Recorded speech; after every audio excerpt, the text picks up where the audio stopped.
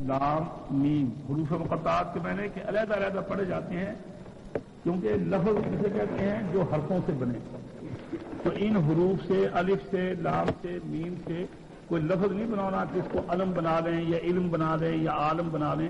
ان کو علیحدہ علیحدہ ہی پڑھنا ہے. حروف مقطعات الف لام میم یوں، ان کا معنی اور مطلب جو ہے وہ اللہ ہی جانتا ہے. اسی لیے عربی کی تفسیروں میں اللہ اعلم بمرادہ بذالک، اللہ ہی بہتر جانتا ہے جو ان حروف سے اللہ کی مراد ہے، کہ اللہ نے ان کو جو قرآن مجید میں رکھا ہے اللہ کی کیا مراد ہے ان حروف سے. اس کا علم سوائے اللہ کے کسی کو نہیں ہے اور نہ اللہ نے کسی کو بتایا ہے. اگر یہ رسول اللہ صلی اللہ علیہ وسلم کو علم دیا جاتا تو آپ آگے بتا دیتے، اور پھر صحابہ سے جیسے اور علم ہماری طرف منتقل ہوتا آیا ہے اسی طرح سے ان کا بھی علم ہم تک پہنچ جاتا. لیکن چونکہ یہ ایک راز ہے جس کو صرف اللہ ہی جانتا ہے، تو اللہ کے سوا کوئی اس کو نہیں جانتا. اب پھر یہ کہ پھر فائدہ کیا اس کا رکھنے کا؟ ایک تو یہ کہ قرآن مجید کے دو فائدے ہیں. ایک تو ہم اس کو سمجھیں اور اس پر عمل کریں. دوسرے قرآن مجید کا پڑھنا حروف کا ثواب ہے. حدیث میں آتا ہے کہ الف لام میم تین حرف ہیں. الف حرف، لام حرف، میم حرف، یہ تین حرف ہیں تو کم از کم 30 نیکی مل گئی. تو مسلمان کے لیے فائدہ تو ہو گیا کہ اس کے پڑھنے سے ہمیں ثواب مل گیا. اور پھر باقی اس کے علاوہ اس سے اور فائدے بھی بہت سے ہیں. اس سے یہ مسئلہ بھی واضح ہو گیا کہ اگر ایک آدمی قرآن مجید کا ترجمہ نہ جانتا ہو، قرآن مجید کو نہ سمجھتا ہو اور صرف اس کی ریڈنگ ہی کرتا ہو تو وہ بھی ثواب سے محروم نہیں رہتا، جیسا کہ الف لام میم کے ثواب سے مولوی محروم نہیں رہتا. اب عالم بھی تو الف لام میم پڑھتے ہیں، معنی وہ بھی نہیں جانتے، لیکن ان کے پڑھنا، اس کے پڑھنے کا ان کو بھی ثواب ملتا ہے اگرچہ وہ معنی نہیں جانتے. اسی طرح سے اگر ایک آدمی قرآن مجید کا ترجمہ اور مطلب نہ سمجھتا ہو، صرف ریڈنگ کر لے تو اس کو بھی ثواب مل جائے گا جیسا کہ الف لام میم کا ثواب عالموں کو ملتا ہے. پھر اس میں یہ فائدہ بھی ہے کہ اس میں رسول اللہ صلی اللہ علیہ وسلم کی دیانت واضح کی گئی ہے کہ اگر یہ کلام محمد صلی اللہ علیہ وسلم کا اپنا ہوتا تو پھر جیسے اور کے سب کے معنی ہیں اسی طرح سے اس کے بھی وہ معنی بتا دیتے کہ بھئی یہ میرا کلام ہے اور یہ ہے.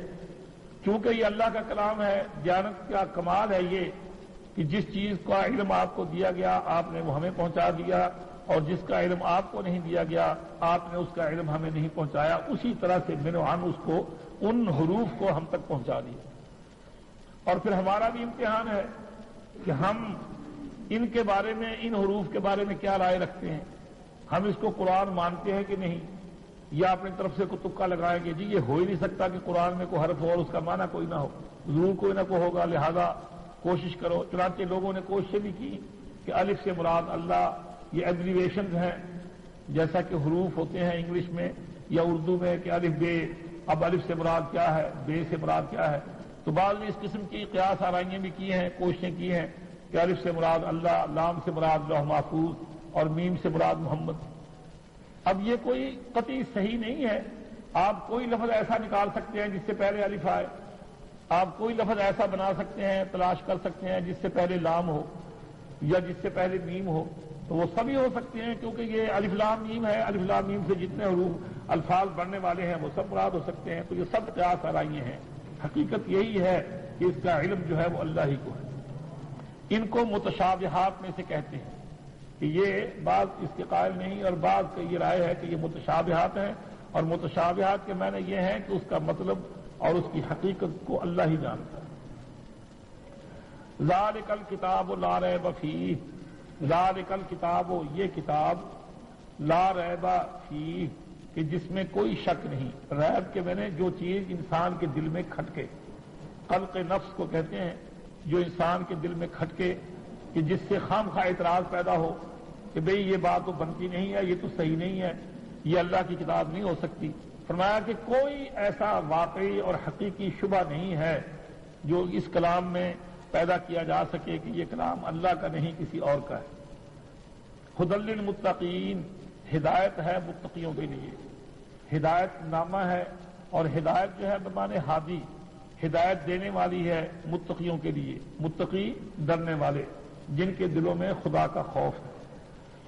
تو دیکھیے پہلے پہلی سورت جو ہے وہ جو تمہید ہے الحم شریف، اس میں مسلمان کی دعا کیا ہے؟ اہدنا الصراط المستقیم، یا اللہ ہم نے تیری ذات کو تسلیم کر لیا، تیری معرفت ہمیں یہ حاصل ہو گئی کہ تو رب العالمین ہے، تو رحمان ہے، تو رحیم ہے، تو قیامت کے دن کا مالک ہے، ہم تیرے ہی بندے ہیں، تجھ سے ہی مدد مانگتے ہیں، لہذا ہماری مدد کر، ہمیں سیدھی راہ پر رکھ۔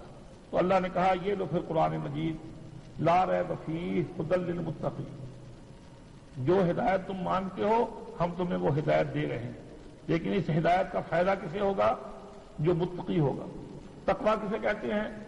تقویٰ وہ ڈر ہوتا ہے، تقویٰ وہ ڈر ہے جو ایمان سے پہلے آدمی کے دل میں ہوتا ہے، جیسا کہ مثلا امتحان کے لیے آدمی کے دل میں کہ بھئی مجھے علم آ جائے اور میں امتحان میں پاس ہو جاؤں، پھر وہ محنت کرتا ہے۔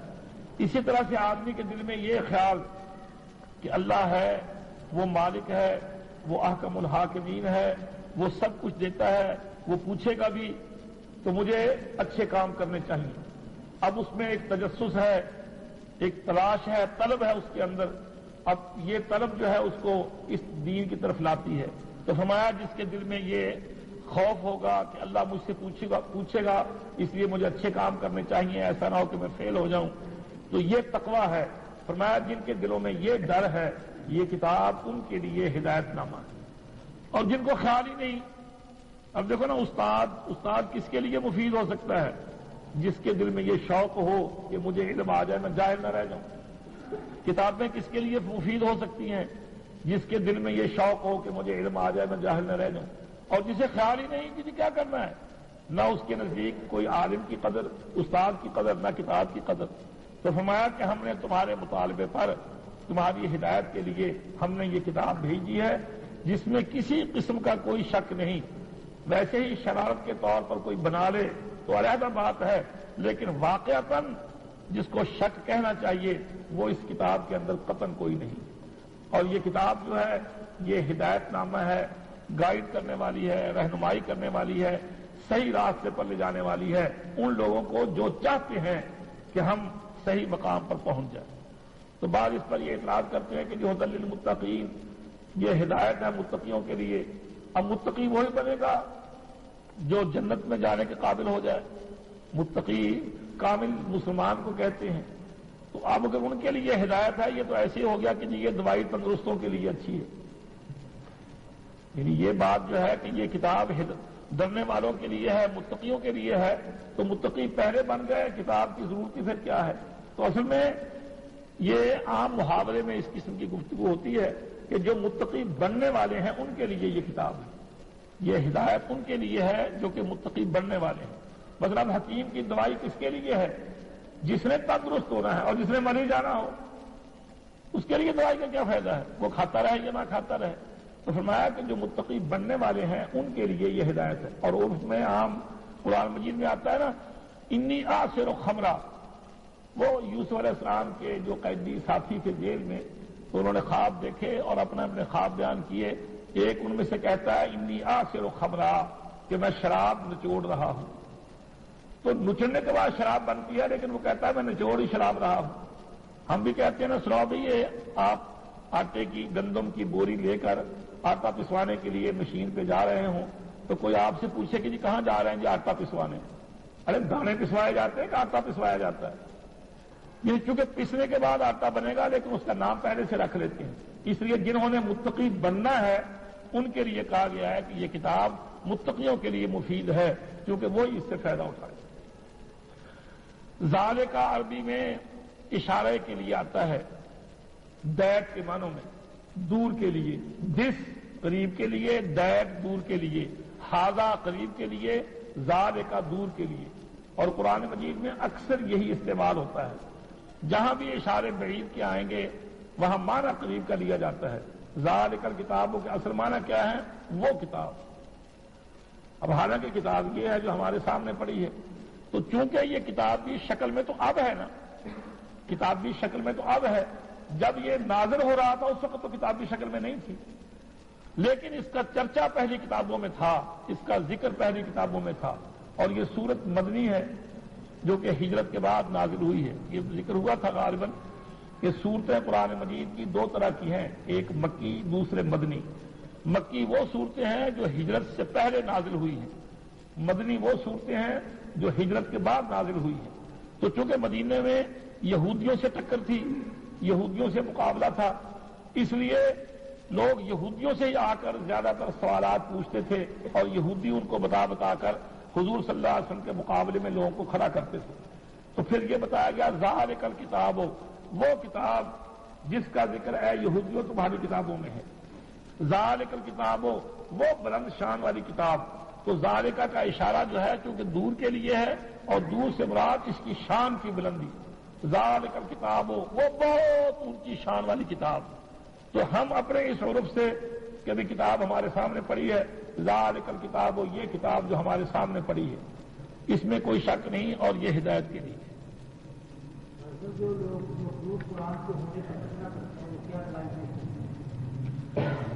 ان کے نزدیک یہ مسئلہ جو ہے ویسے تو بڑا فلسفی سا وہ ہے، وہ یہ کہتے ہیں کہ یہ کلام اللہ کا نہیں، چونکہ یہ الفاظ عربی ہیں، یہ الفاظ عربی ہیں، یہ واقعات وہ ہیں جو کہ دنیا میں ہوئے ہیں اور وہ واقعات ازلی نہیں ہیں۔ ان واقعات کو اللہ نے اگر اپنے کلام میں اس کو بیان کر دیا ہے تو یہ مخلوق ہی ہے، بعد کی چیزیں ہیں، نو پیدا چیزیں ہیں ان دلائل سے۔ اور ہم یہ کہتے ہیں کہ ہر متکلم کا اپنا کلام ہوتا ہے۔ اب مثلا دیکھو نا اقبال کا کلام اب اس کے مقابلے کا اوروں کا کلام نہیں ہے، پھر دوسرے کا کلام وہ اس کا اپنا خاص ہے۔ تو اللہ کا کلام اللہ کی صفت ہوگی، اللہ کا کلام اللہ کی صفت ہوگی۔ تو جو اللہ کی صفت ہوگی وہ مخلوق کیسے ہوگی جب اللہ خود مخلوق نہیں، اس کی صفت بھی مخلوق نہیں ہو سکتی۔ کلام سے پہچانا جاتا ہے جیسے اللہ نے ہاں کلام سے پہچانا جاتا ہے۔ جی چلو جی،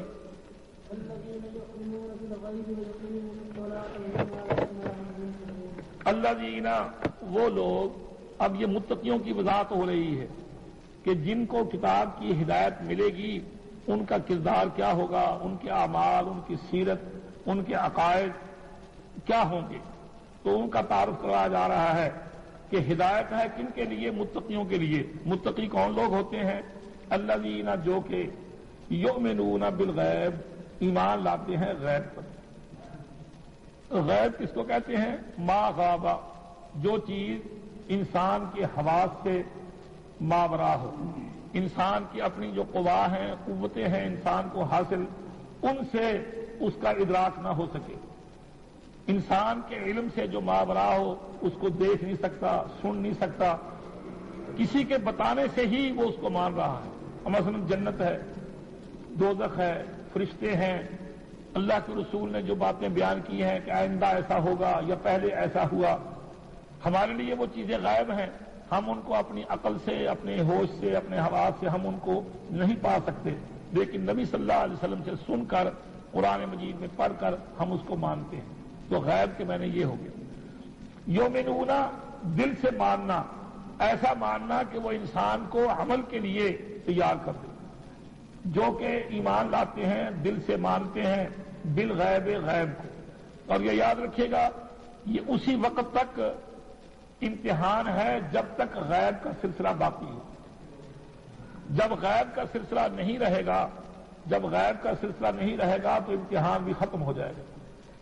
اب انسان فرشتے کو دیکھ لے، اللہ تعالیٰ نے قرآن مجید میں اسی کو حل کیا ہے۔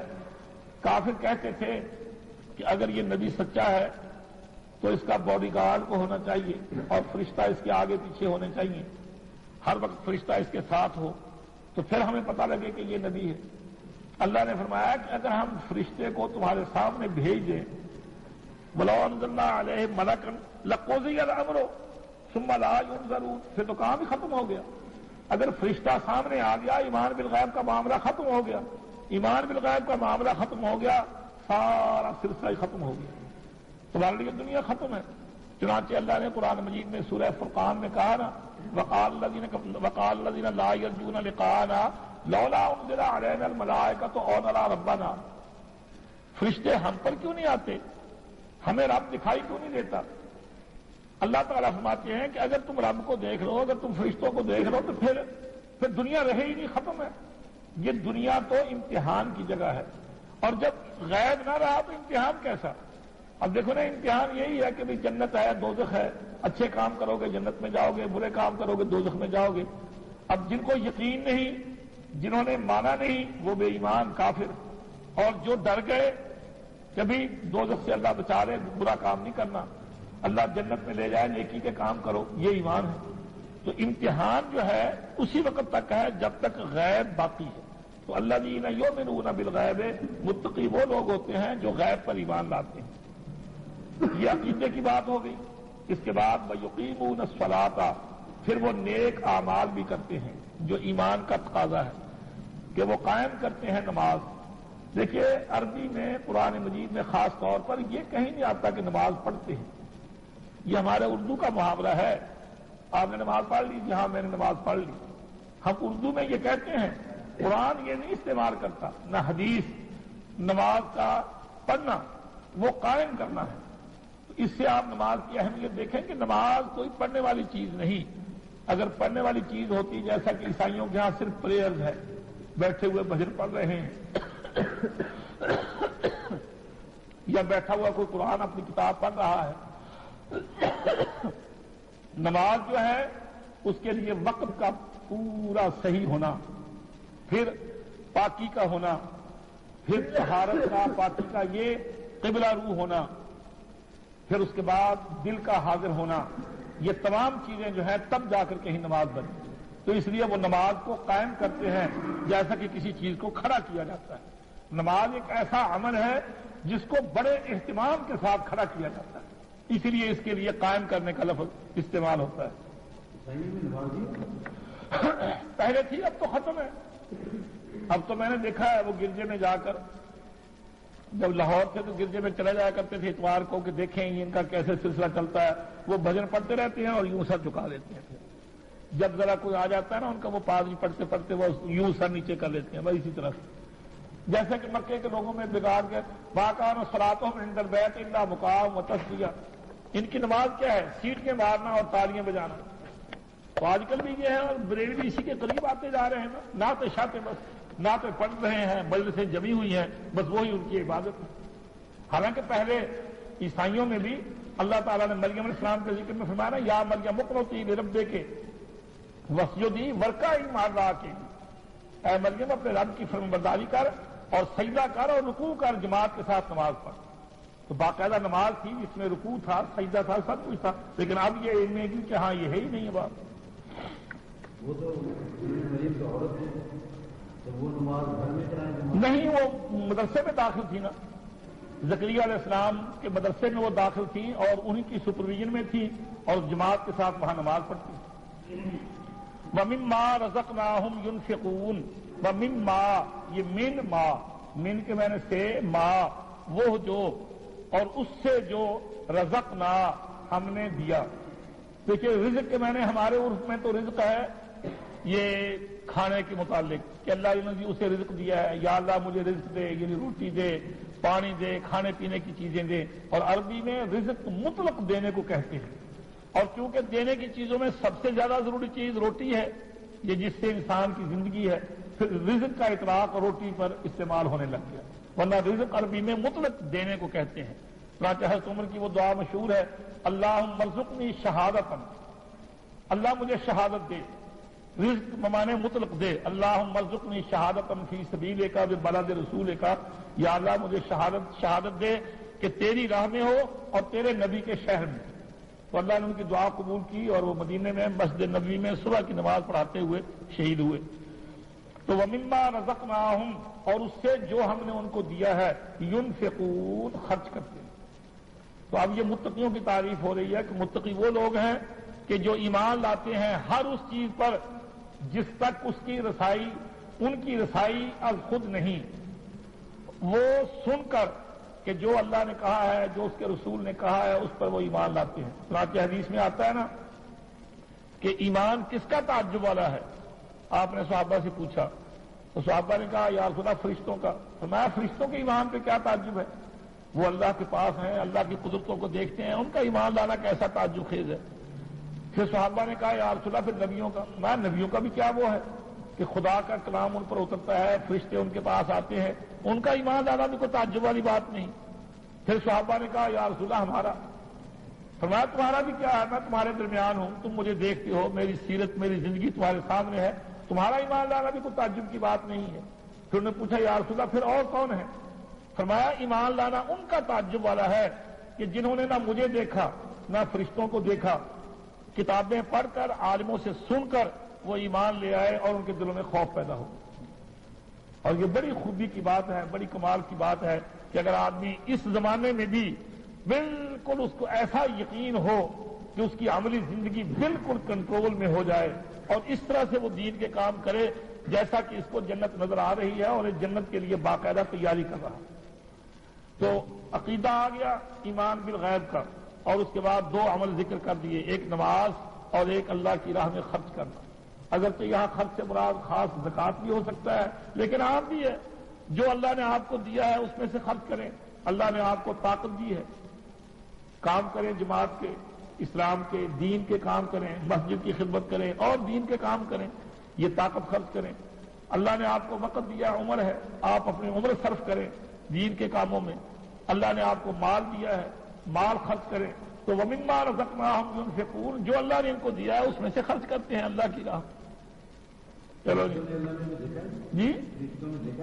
نہیں، اللہ کا دیدار تو کوئی کسی کے لیے بھی نہیں، بس قیامت کے بعد۔ اور فرشتوں کے بارے میں تو کوئی صراحت نہیں، کیونکہ ان کے لیے کوئی ترقی تو ہے نہیں۔ فرشتے کو تو جہاں جس درجے کا پیدا کر دیا وہ اپنے اسی درجے پر ہے۔ ان کے لیے یہ عمل کہ وہ ترقی کرو پھر چڑھ جاؤ گے، پھر ہوتے ہوتے تمہارا درجہ، جیسا کہ مثلا اب یہ ہے کہ صالح ہے، پھر شہید ہے، پھر صدیق ہے، یہ ان کے ہاں یہ مدارج والی بات نہیں ہے، اسی لیے ان کے لیے جنت دوزخ نہیں ہے۔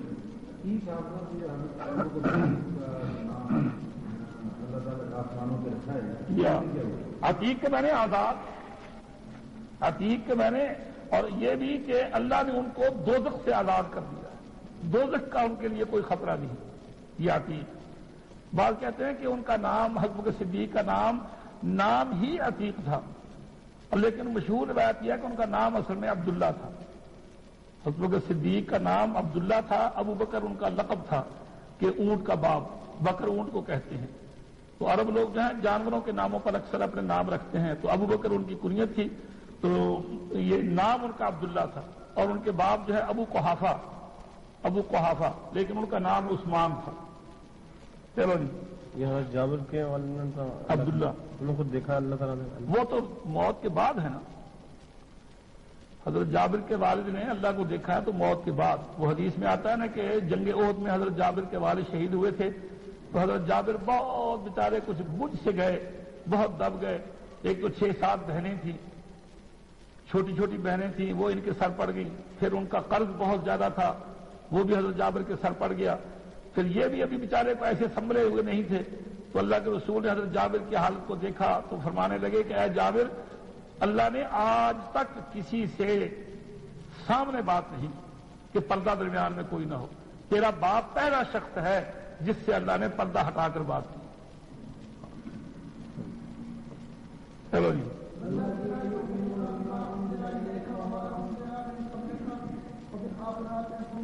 آخرت رے کو نہیں کھینچنا۔ والذین، اور وہ لوگ یؤمنون جو ایمان لاتے ہیں، بما، اس پر، اس کے ساتھ، انزل جو اتارا گیا، الیک آپ کی طرف، وما انزل اور اس کے ساتھ جو اتارا گیا، من قبلک آپ سے پہلے، وبالآخرۃ اور آخرت پر، ہم یوقنون وہ یقین رکھتے ہیں۔ یہ متقیوں کے بارے میں کہ متقی کون لوگ ہوں گے جو ہدایت پانے کے بعد اپنے کمال کو، معراج کو پہنچ جائیں گے، وہ متقی ہوں گے۔ اور متقیوں کے اوصاف کیا ہیں؟ تو فرمایا کہ وہ لوگ وہ ہیں جو قرآن پر بھی ایمان لاتے ہیں اور پہلی کتابوں پر بھی ایمان لاتے ہیں۔ بما انزل الیک، جو آپ کی طرف اتارا گیا ہے۔ آپ کی طرف کیا اتارا گیا ہے؟ جو حضور پر وحی آتی تھی، قرآن اور حدیث، کیونکہ حدیث بھی اتاری گئی ہے۔ وَأَنزَلَ اللَّهُ عَلَيْكَ الْكِتَابَ وَالْحِكْمَةَ، کہ اللہ نے اے نبی آپ پر کتاب بھی اتاری ہے اور حکمت بھی اتاری ہے۔ تو ما انزل عام ہے، جو محمد صلی اللہ علیہ وسلم پر اتارا گیا ہے اس پر وہ ایمان لاتے ہیں۔ اور وما انزل من قبلک، جو آپ سے پہلے کتابیں اتاری گئی ہیں، صحف ابراہیم و موسیٰ، ابراہیم علیہ السلام کے صحیفے اور موسیٰ علیہ السلام کے صحیفے، پھر یہی تورات، انجیل، زبور یا اور آسمانی کتابیں جتنی بھی ہوں، 2 ہوں، 4 ہوں، 10 ہوں، 20 ہوں، اجمالی طور پر ہمارا ایمان ہے کہ یا اللہ جو تو نے اپنے پہلے کسی نبی پر اتارا ہم اس کو مانتے ہیں، یہ ایمان۔ لیکن پہلے ایمان میں پہلی کتابوں پر ایمان کیا ہے؟ مجمل۔ مجمل کے معنی ہے کہ یہ ماننا کہ وہ سچی کتابیں تھیں اور اللہ نے اتاری تھی، لیکن ان پر عمل ضروری نہیں ہے۔ عمل کے لیے ہمارے لیے صرف یہ کتاب ہے۔ جیسا کہ پیغمبروں کے بارے میں ہم موسیٰ علیہ السلام کو مانتے ہیں، عیسیٰ علیہ السلام کو مانتے ہیں، لیکن ان کی شریعتوں پر عمل نہیں کرتے۔ عمل جو ہے وہ صرف محمد صلی اللہ علیہ وسلم کی شریعت پر ہے، جو احکام آپ نے دیے۔ مولانا صاحب، یہ جو ایک تاریخ کی جاتی ہے کہ آپ کو ملتا ہے یہ کہاں سے آتی ہے یہ بات؟ یعنی یہ جو حدیثوں میں مختلف آتے ہیں نا کہ فلاں فلاں چیز پر ایمان لانا چاہیے، یہ اس سے ایمان مجمل اور مفصل بعد کے عالموں نے یہ بنایا ہے، ورنہ حدیثوں میں یہ اس طرح اس ڈیٹیل کے ساتھ، اس ترتیب کے ساتھ نہیں۔ تو پھر اس کے بعد تیسری بات کون سی ہے؟ یعنی پہلی آسمانی کتابوں پر ایمان رکھتے ہیں، جو آپ پر اتارا گیا ہے اس پر ایمان رکھتے ہیں، اور تیسری بات وبالآخرۃ ہم یوقنون، اور آخرت پر بھی ان کو یقین ہے۔ دیکھیے اوروں کے لیے لفظ ایمان کا استعمال کیا، آخرت کے لیے یقین کا، تو ایمان میں اور یقین میں فرق ہے۔ یعنی اس کا مطلب یہ ہے کہ آخرت پر زبردست ایمان، زیادہ ایمان ہو، کیونکہ جتنا ایمان آخرت پر زیادہ ہوگا اتنا ہی آدمی ان چیزوں پر عمل زیادہ کرے گا، کتابوں پر عمل زیادہ کرے گا۔ وہاں یقین کا لفظ ہے، یعنی یقین کے مقابلے میں کیا ہوتا ہے؟ شک، اور ایمان کے مقابلے میں کیا ہے؟ کفر۔ یعنی آخرت کے بارے میں یقین کہا ہے، اور یقین کے مقابلے میں کیا چیز آئے گی؟ شک۔ تو آخرت کے بارے میں ان کو شک نہیں ہے، یعنی یقین کے درجے تک ان کو اس کا اذعان جو ہے وہ حاصل ہے، اور رہ گیا باقی چیزوں پر ایمان ہے، دل سے مانتے ہیں اور عمل کے ساتھ اس کی تصدیق کرتے ہیں۔ چلو جی، اولئک، یہ لوگ علی ھدی، ہدایت پر ہیں، من ربہم، جو ان کے رب کی طرف سے آئی ہے۔ یہ من ربہم جار مجرور مل کر یہ خدا کی صفت ہے۔ یہ لوگ ہدایت پر ہیں۔ کون لوگ؟ یہ جو متقی ہیں۔ متقی کون؟ جو ایمان بالغیب رکھتے ہیں، نمازیں پڑھتے ہیں اور زکوٰۃ دیتے ہیں اور آسمانی کتابوں پر ایمان رکھتے ہیں اور آخرت پر یقین رکھتے ہیں، یہ ہدایت یافتہ لوگ۔ اچھا، جب یہ ہدایت یافتہ ہیں تو پھر وَأُولَٰئِکَ هُمُ الْمُفْلِحُونَ، یہی کامیاب ہے۔ زندگی ایک امتحان ہے، پاس کون ہوگا؟ جس کی زندگی ایسی ہوگی جیسے پہلے ذکر ہوا، وَأُولَٰئِکَ هُمُ الْمُفْلِحُونَ، یہ کامیاب ہے۔ اب جو پاس ہو جائے گا پھر اسے ملے گا کیا؟ وہ جنت ہے۔ تو اب آپ نے اندازہ کر لیا، دیکھیے اس سے مرزائیوں کا رسہ کٹ گیا بالکل، کیونکہ اگر مرزا نبی ہونا ہوتا یا مرزے کو ماننا کوئی اسلامی چیز ہوتی تو پھر خدا یہ نہ کہتا کہ جو پہلی کتابوں پر ایمان لاتے ہیں اور اے نبی جو آپ پر اتارا گیا اس پر ایمان لاتے ہیں اور آخرت کو مانتے ہیں، آخرت پر ان کا یقین ہے، یہ کامیاب ہے۔ پھر یہ ہوتا کہ جو آپ کے بعد وہی آئے گی اس کو بھی مانیں گے۔ جب اللہ نے اس کا ذکر ہی نہیں کیا اور اس کے بغیر ہی کہہ دیا کہ یہ کامیاب، یہ پاس، تو اس کا مطلب ہے کہ فالتو ہے نا پھر مرزا۔ یعنی جس کے بغیر بھی کوئی کامیاب ہو جائے، جنتی بن جائے، تو پھر اس کی تو اہمیت کچھ، اور نبی کبھی ایسا نہیں ہوتا کہ تم اس پر ایمان بھی نہ لاؤ اور پھر کامیاب بھی ہو جاؤ، یہ ناممکن ہے۔ نبی چھوٹے سے چھوٹا کیوں نہ ہو، ماتحت سے ماتحت کیوں نہ ہو، صاحب شریعت بھی نہ ہو، لیکن نبی پر ایمان لانا جو ہے یہ بنیادی چیز ہے۔ نبی کا انکار صریحاً کفر ہے اور نجات کا سوال ہی پیدا نہیں ہوتا۔ اب یہ آیت جو ہے پہلے چونکہ یہ ہدایت کی کتاب ہے، اور اگر وہ یہ نہ بتائے کہ رسول اللہ صلی اللہ علیہ وسلم کے بعد کوئی نبی آئے گا، اگر آئے گا تو سچا ہوگا یا جھوٹا ہوگا، اس پر ایمان لانا چاہیے یا نہیں چاہیے، اگر قرآن اس ہدایت سے خاموش ہو تو پھر یہ ہدایت کامل نہ ہوئی۔ دیکھو پہلے صفحے پر ہی اللہ نے اس بات کو بالکل صاف کر دیا کہ کامیاب کون لوگ ہوں گے؟ جو ایمان لائیں گے پہلی وحی پر، پہلی کتابوں پر جو آپ پر نازل ہوتی ہے اس پر، بس وہ کامیاب ہے۔ یہ نہیں کہا کہ جو آپ کے بعد کتاب اتاری جائے گی یا نبی آئے گا یا وحی آئے گی اس پر ایمان لاتے ہیں۔ اور مرزائیوں کو بھی اس کا احساس ہے کہ اس سے ہماری جڑ کٹ گئی۔ اب انہوں نے اس کا علاج کیا کیا؟ انہوں نے اس کو بدلا، وبالآخرۃ ھم یوقنون، وہ آخری وحی پر بھی یقین رکھتے ہیں۔ انہوں نے یہ معنی بدل دیا۔ اب آپ حیران ہوں گے کہ یعنی دیکھو نا، جب خدا کا خوف نہ ہو اس کو کہتے ہیں تحریف، یعنی اللہ کے کلام میں رد و بدل کرنا، مطلب کو بگاڑنا۔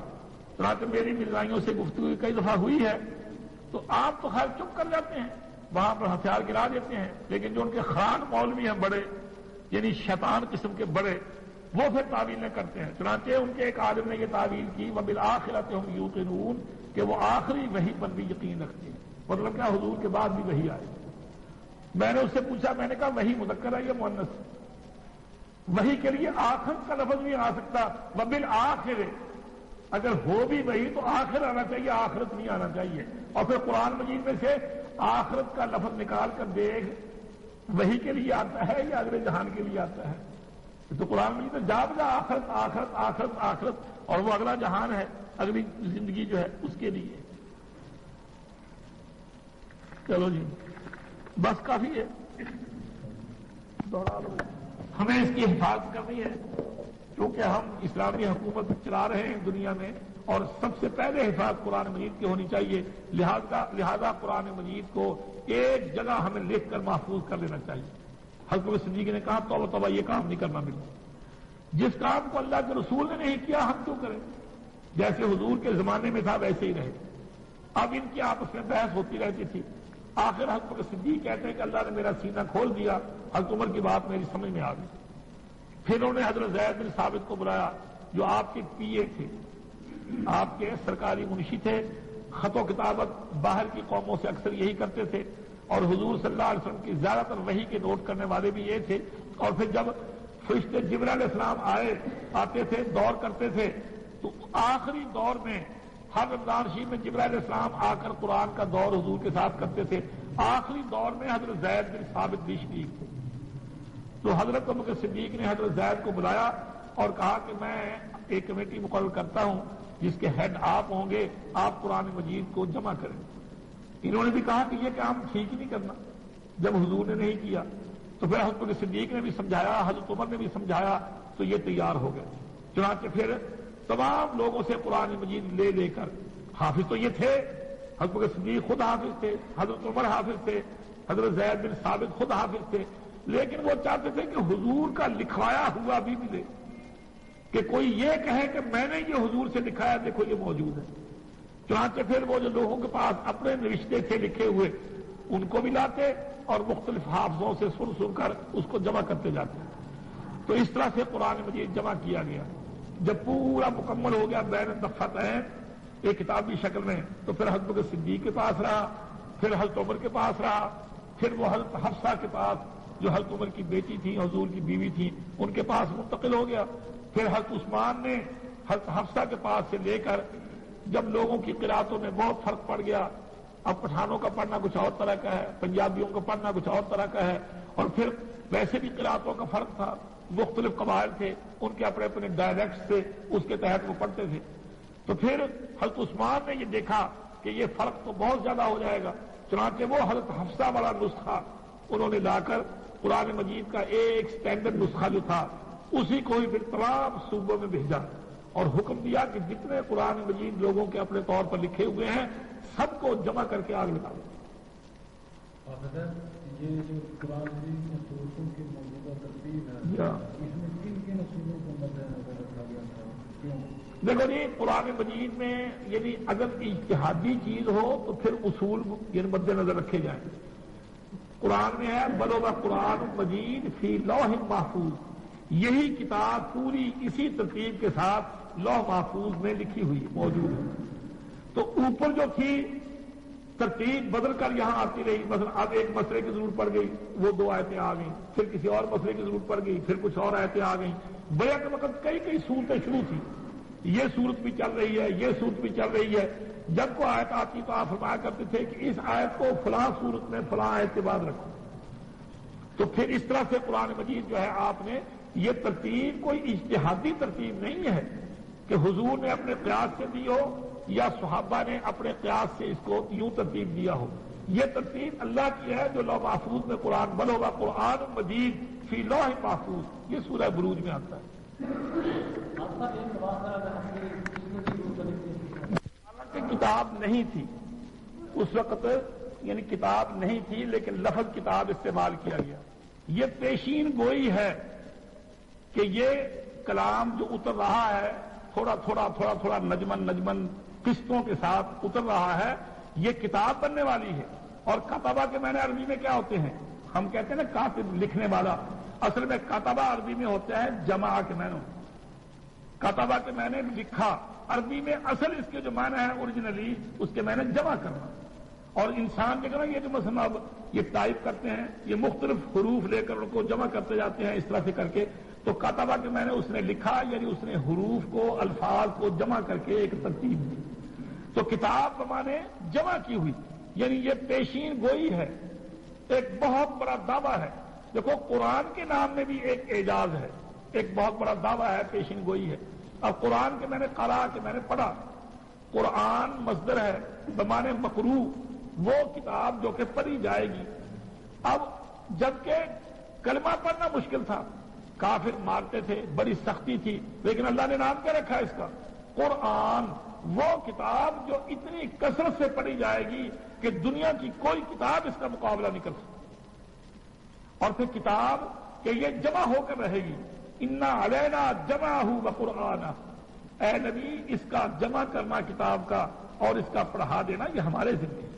چنانچہ اس کتاب کے لفظ میں بھی پیشین گوئی ہے اور قرآن کے لفظ میں بھی پیشین گوئی ہے کہ یہ کتاب جمع ہو کر رہے گی, کتابی شکل اختیار کرے گی, اگرچہ اس وقت نہیں, اور یہ پڑھا جائے گا اور اتنی کثرت سے پڑھا جائے گا کہ دنیا کی کوئی کتاب اس کا مقابلہ نہیں کر سکتی. چنانچہ دیکھ لو کوئی بے دین ہو, بے نماز ہو, حافظ نماز بھی چھوڑ, لیکن دیکھ لو قرآن میں کتنا پڑھا جاتا ہے. ہر آدمی تبرکن خواہ دکان پہ پڑھے, گھر پڑھے, بار بار. پھر رمضان شریف میں کتنے قرآن ختم ہوتے ہیں. اتنی تلاوت کہ دنیا میں اور کسی کتاب کی نہ کبھی ہوئی ہے اور نہ آئندہ کبھی احتمال ہے اس کا کہ اس کے مقابلے میں کوئی کتاب آ سکے. تو ذالک الکتاب, یہ کتاب لا ریب فیہ, نہیں ہے کوئی شک اس میں. دیکھیے لا ریب, اس کی ذرا وہ کنسٹرکشن دیکھیں, اس کی ترکیب کیا ہے کہ عربی میں جب لا آ جائے اور اس کے بعد کوئی نکرہ ہو اور اس پر ایک زبر ہو تو جنس کی نفی ہوتی ہے. جیسے لا الہ, کوئی معبود ہے نہیں سوائے اللہ کے. لا ریب, کوئی شک ہے نہیں. لا صلاۃ لمن لم یقرأ بفاتحۃ الکتاب, جو الحمدللہ پڑھے لا صلاۃ, اس کی کوئی نماز نہیں ہوتی. نہ جنازہ, نہ سنتیں, نہ فرض, نہ نفل, نہ امام کے پیچھے, نہ آگے, نہ اکیلے, جس میں الحمد نہیں کوئی نماز نہیں. لا نبی بعدی, دیکھو لا اس کے بعد نبی نکرہ, اس پر ایک زبر, اس کو لا نفی جنس کا کہتے ہیں. یہ رولر ہے اور صفائی کر جاتا ہے. لا ریب فی, کوئی شک نہیں. لا نبی بعدی, میرے بعد کوئی نبی چھوٹا, ذلی, بروزی, تشریح, غیر تشریح, کسی قسم کا کوئی نبی نہیں. لا صلاۃ, چنانچہ مولانا یہ جو تھے مشہور احرار کے نام مولانا تعالی شاہ بخاری, تو وہ تقریر کر رہے تھے کہیں مرزائیوں کے رد میں, تو لا نبیہ پر گفتگو کر رہے تھے وہ کہ لا نبیہ کا لام جو ہے یہ لا نفی جنس کا ہے, اور اس کے لا نبیہ, کوئی نبی چھوٹا نہ بڑا, نہ ذلی, نہ بروزی, نہ, یہ تشریح کر رہے تھے کہ یہ لا نفی جنس کا اور ایسا ہوتا ہے. ایک اہل حدیث نے چٹ بھیج دی تھی, پھر لا صلاۃ کہ الحمد کے ذرائع نماز نہیں. تو اب وہ اپنے جوش پہ تھے اور انہوں نے کہا مجھے نہ چھیڑو, مجھ سے تم کیوں بلواتے ہو یہ بات کہ میں کہہ دوں کہ نماز نہیں ہوتی خواہ کوئی بھی. جب قاعدہ ہی طے ہے تو اب میں کیا کہہ دوں کہ بھی میں حنفی ہوں اس لیے میں بات یہ کر دوں. دیانتداری کی بات یہ ہے کہ الحمد شریف کے بغیر نماز نہیں ہوتی. اب چونکہ یہ بہت زبردست دلیل ہے, اب حنفی عالم جو سوچتے ہیں پھر وہ کیا معنی کرتے ہیں کہ لا صلاۃ کے معنی کامل نہیں ہوتی, ناقص سی ہو جاتی, پھر وہ یوں تعبیر کرتے ہیں. لا ایمان وہ بھی یہی ہے، لا ریب فیہ، نہیں ہے کوئی شک اس میں، ھدی للمتقین، ہدایت ہے متقیوں کے لیے، الذین جو کہ یؤمنون بالغیب، ایمان لاتے ہیں غیب پر، ویقیمون الصلاۃ، اور قائم کرتے ہیں نماز کو، ومما رزقناہم، اور اس سے جو ہم نے ان کو دیا ہے، ینفقون، خرچ کرتے ہیں، والذین، اور وہ لوگ، یؤمنون، جو ایمان لاتے ہیں، بما، اس پر، انزل، جو اتارا گیا ہے، الیک، آپ کی طرف، یعنی حضور سے خطاب ہے، وما انزل، اور اس پر جو اتارا گیا، من قبلک، آپ سے پہلے، وبالآخرۃ، اور آخرت پر، ہم یوقنون، وہ یقین رکھتے ہیں، اولئک، یہ لوگ، علی ھدی، ہدایت پر ہیں، من ربہم، جو ہدایت ان کے رب کی طرف سے آئی ہے، واولئک ھم المفلحون، اور یہی لوگ کامیاب ہیں۔ جو کافر ہیں جنہوں نے کفر کیا، سواء، برابر ہے، علیہم، ان پر، انذرتہم، کہ میں نے کیا، یہ جو شروع میں حمزہ ہے، انذرتا، تو ڈرائے، ہم، ان کو، کیا تو ان کو ڈرائے، ام لم تنذرہم، ام یا لم نہ تنذر، تو ڈرائے، ہم ان کو، لا یؤمنون، وہ ایمان نہیں لائیں گے۔ تو دیکھیے یہ ہدایت کی کتاب ہے، جیسے ذالک الکتاب لا ریب فیہ ھدی للمتقین۔ اب جب یہ پیش کی گئی تو اللہ تعالیٰ نے یہاں پہلے ایک گروہ کا ذکر کیا، اولئک ھم المفلحون تک، اب اس کے بعد دوسرے گروہ کا ذکر کیا جا رہا ہے۔ اور عام طور پر ہوتا یہ ہے کہ جب کوئی تحریک اٹھتی ہے تو 3 گروپ بن جاتے ہیں، جن کے سامنے وہ تحریک آتی ہے، جن کو دعوت دی جاتی ہے، 3 طرح کے لوگ ہو جاتے ہیں۔ ایک تو وہ جو بالکل مخلص ساتھی، دل و جان سے ساتھ دینے والے، ایک وہ جو کھل کر مقابلہ کرتے ہیں اور پوری پوری دشمنی کرتے ہیں، ایک وہ جو بین بین، ادھر بھی اور ادھر بھی، دونوں طرف سے اپنا مزے کرتے ہیں، وہ منافق۔ پہلے مومن خالص، دوسرے کافر خالص، اور تیسرے منافق۔ تو اللہ تعالیٰ نے پہلے اولئک ھم المفلحون تک ان لوگوں کا ذکر کیا جو مخلص مومن تھے، جنہوں نے دل سے ساتھ دینا تھا، اور ان کی کامیابی کا اللہ نے فرمایا کہ یہ لوگ کامیاب ہیں جن کی یہ صفات ہے۔ اب اس کے بعد دوسرے گروپ کا ذکر کیا جا رہا ہے، اور اس میں وہ کافر مراد ہیں۔ ان الذین کفروا، تو عام نظر آتا ہے نا کہ جنہوں نے کفر کیا، تو کافر تو مکے کے سارے لوگ ہی تھے جنہوں نے مقابلہ کیا، سوائے حضرت صدیق اور حضرت علی اور حضرت خدیجہ کے، کہ جنہوں نے ایک دن بھی ایسا نہیں گزرنے دیا کہ آپ کی مخالفت ہو، بس سنا نہیں تو ایمان لائے نہیں، فوراً ہی ایمان لے آئے۔ تو سبھی لوگ کافر تھے، کوئی دوسرے دن مسلمان ہوا، کوئی تیسرے دن، کوئی 10 آدمیوں کے بعد، کوئی 15 آدمیوں کے بعد، کوئی 20 آدمیوں کے بعد، ان میں سے پھر مسلمان ہوتے چلے گئے۔ یہاں یہ ہے کہ جنہوں نے کفر کیا ان کو ڈرائیں یا نہ ڈرائیں وہ ایمان نہیں لائیں گے۔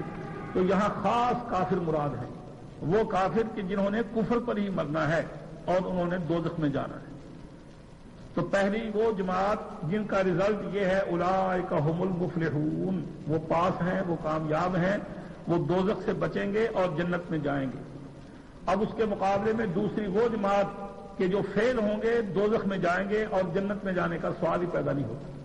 تو ان کا ذکر یہاں کیا جا رہا ہے۔ یہاں کافر کون سے مراد ہیں؟ ابو جہل، ابو لہب، عتبہ، شیبہ وغیرہ، یہ جو کہ جنگ بدر میں مارے گئے اور کفر پر، امیہ بن خلف، ابی بن خلف، یہ اس قسم کے لوگ۔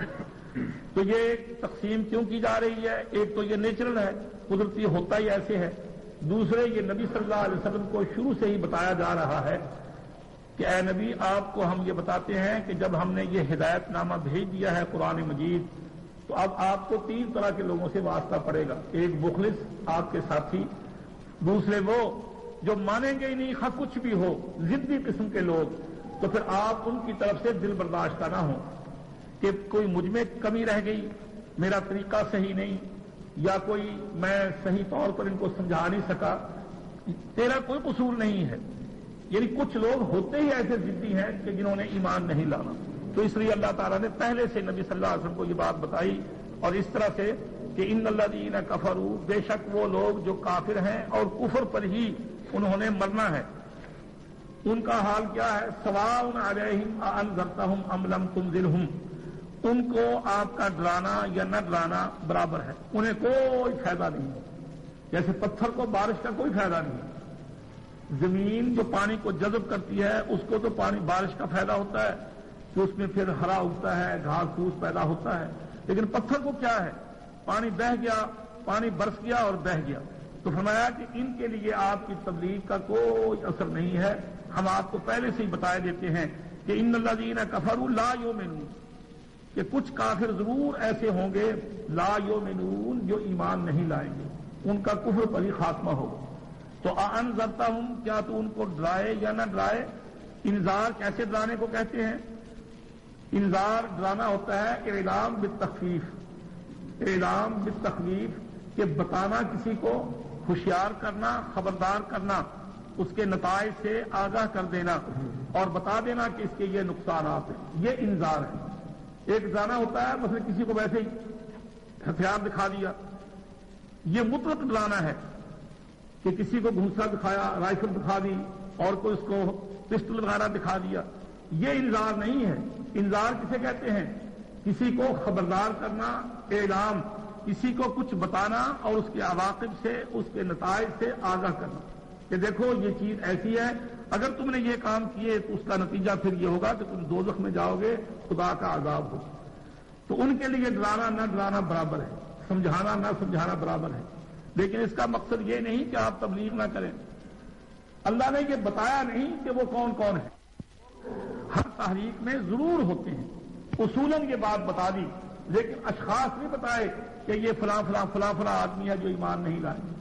اب جیسا کہ اللہ نے موسیٰ علیہ السلام کو فرعون کی طرف بھیجا اور کہا کہ اذهبا الی فرعون، تم دونوں، موسیٰ علیہ السلام اور ہارون علیہ السلام کو حکم ملتا ہے کہ تم دونوں فرعون کی طرف جاؤ، فقولا له قولا لینا، اس سے جا کر نرم بات کرنا، لعلہ یتذکر او یخشی، یہ سمجھ کر کہ شاید وہ ہماری نصیحت کو مان لے اور ڈر جائے، ٹھیک ہو جائے۔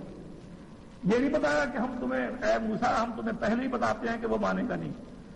تو اسی طرح سے پیغمبر کو شروع میں یہ نہیں بتایا جاتا کہ فلاں فلاں لوگ جو ہے وہ ایمان نہیں لائیں گے، اصولاً سمجھا دیا ہے کہ کچھ لوگ لازماً ایمان لے آئیں گے، آپ کے ساتھی دل سے ہو جائیں گے، کچھ بالکل ایمان نہیں لائیں گے، ڈٹ کر آپ کا مقابلہ کریں گے اور کفر پر ہی مریں گے، اور کچھ بین چلیں گے جو کہ منافق ہوں گے، جن کا ذکر آ گیا۔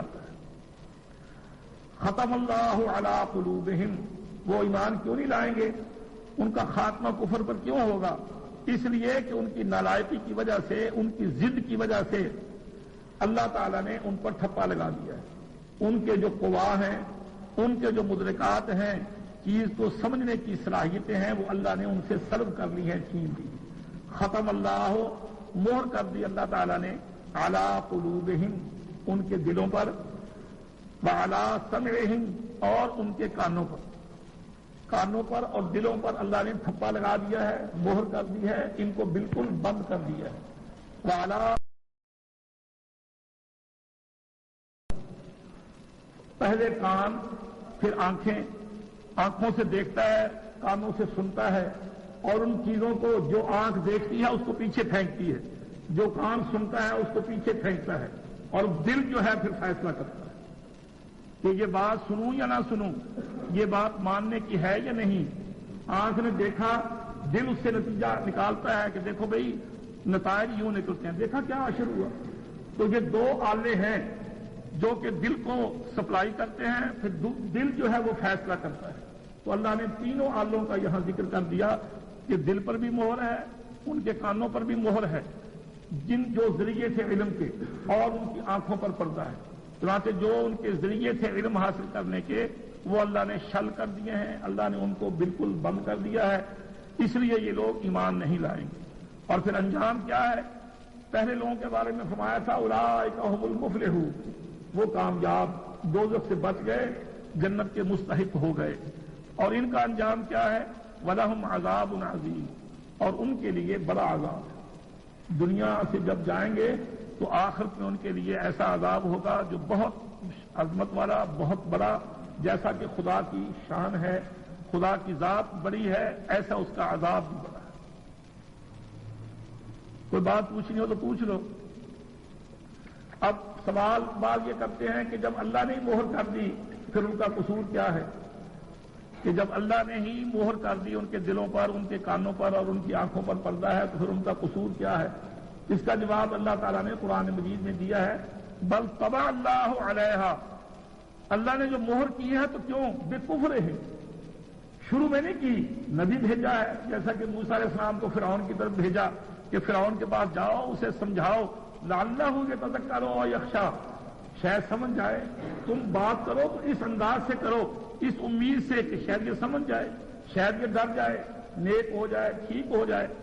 تو جیسا کہ استاد بچوں کو پڑھاتا ہے، جب وہ کلاس میں ابتداءً شروع میں جاتا ہے تو سب بچے اس کے لیے برابر ہیں، لیکن جب وہ پڑھاتے پڑھاتے 2 دن 4 دن 10 دن مہینہ پڑھا لیتا ہے تو پھر وہ دیکھ لیتا ہے، وہ کہتا ہے کہ جی یہ لڑکے تو پاس ہوں گے، یہ نہیں پاس ہوں گے، یعنی اس کے لیے سب برابر ہیں کیونکہ سب اس کے شاگرد ہیں، سب کو وہ برابر کا پڑھاتا ہے۔ لیکن جو بچے لاوبالی قسم کے ہیں، لاپرواہ ہیں، توجہ سے سننا نہیں، دیکھنا نہیں، استاد نے وارننگ بھی دی، سمجھایا بھی، لیکن وہ پھر بھی باز نہ آئے، اب ان پر پھر یہ ہے کہ استاد یا تو ان کو کلاس سے نکال دے، ان کو کوئی سزا دے دے، اور اس کے بارے میں پھر یہ کر دے کہ یہ پاس نہیں ہونے والے، یہ اس قسم کے ہیں۔ تو اللہ نے فرمایا بل طبع اللہ علیہا بکفرہم، ہم نے جو ان کے دلوں پر مہر لگائی ہے ان کے کفر کی وجہ سے، ان کی ضد کی وجہ سے، ورنہ ابتداءً اللہ نے مہر نہیں لگائی کہ یہ نہ قبول کریں نہ سنیں، اللہ نے تو نبی بھیجا ہے۔ جیسے بارش برابر کی سب کے لیے آتی ہے، اسی طرح سے نبی جو ہے اس کا واز سب کے لیے برابر ہے۔ جنہوں نے مقابلہ کیا، مثلا ابو لہب، اب دیکھو ابو لہب کا کردار کیا تھا، حضور واز کرتے ہیں کسی جگہ جا کر وہ پیچھے پیچھے جاتا ہے کہ لوگوں میرا بھتیجا ہے، میں اسے اچھی طرح جانتا ہوں، یہ بہت برا ہے، بالکل اس کی بات نہ مانو۔ اب غیر سے غیر جو ہے وہ ایمان لاتے ہیں، جن سے حضور کا کوئی رشتہ نہیں، تعلق نہیں، وہ ایمان لاتے ہیں، اور گھر والا جا کر 7 لوگوں سے کہتا جاتا ہے کہ اس کی بات نہ ماننا، اور پھر کوئی ابو لہب کو تکلیف پہنچائی آپ نے، سوال ہی پیدا ہوتا، صرف وہی ضد اور شرارت کے مقابلہ کرنا ہے۔ تو ایسے لوگوں کے لیے پھر دھکا ہی ہے، پھر اللہ کی طرف سے پھٹکار ہے کہ اللہ ان کو توفیق ہی نہیں دیتا۔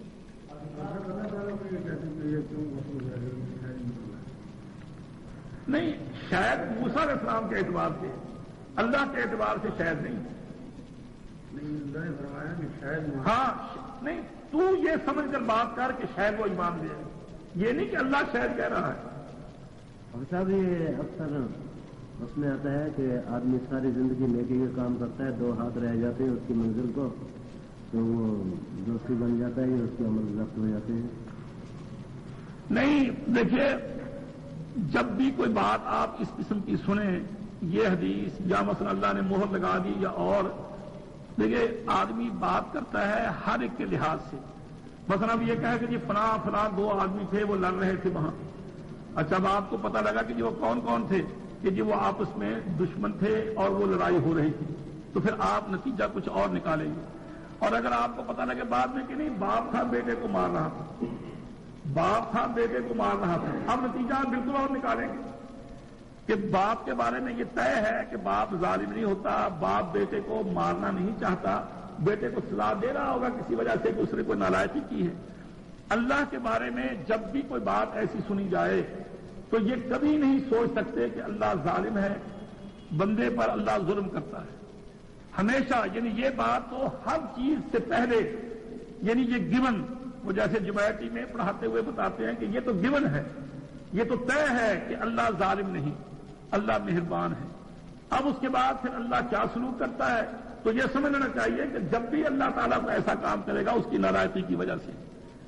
اب دیکھ رہا ایک آدمی ٹھیک کام کر رہا ہے، ہم یہ سمجھتے ہیں کہ وہ نمازیں پڑھتا ہے، روزے رکھتا ہے، حج کرتا ہے، زکوٰۃ دیتا ہے، لیکن اللہ کو پتا ہے کہ یہ کام نیکی کا کرتا ہے لیکن اس کے دل میں تکبر ہے۔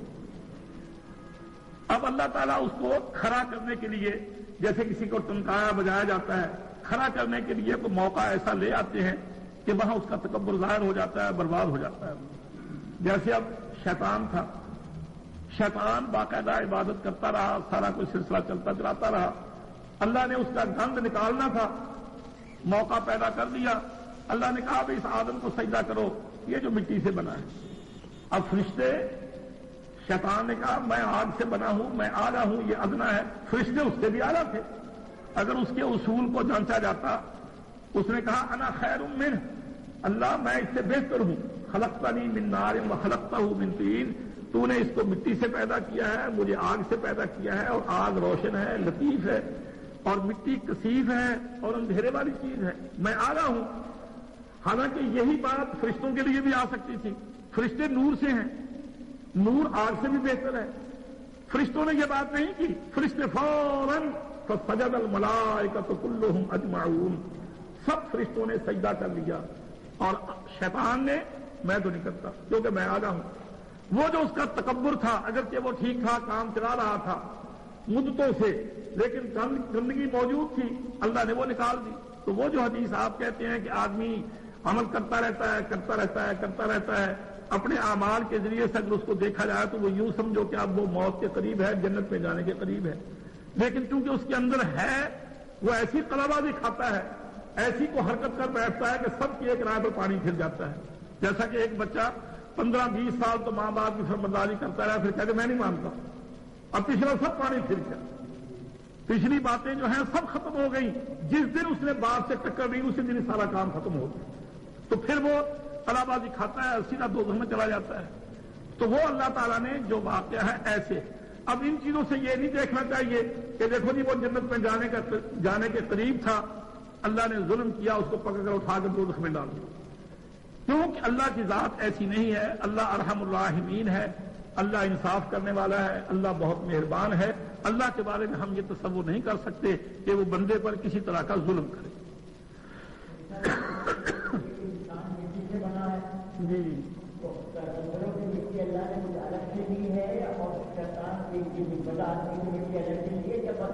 بننے کے بعد میں خراب ہوتا ہے،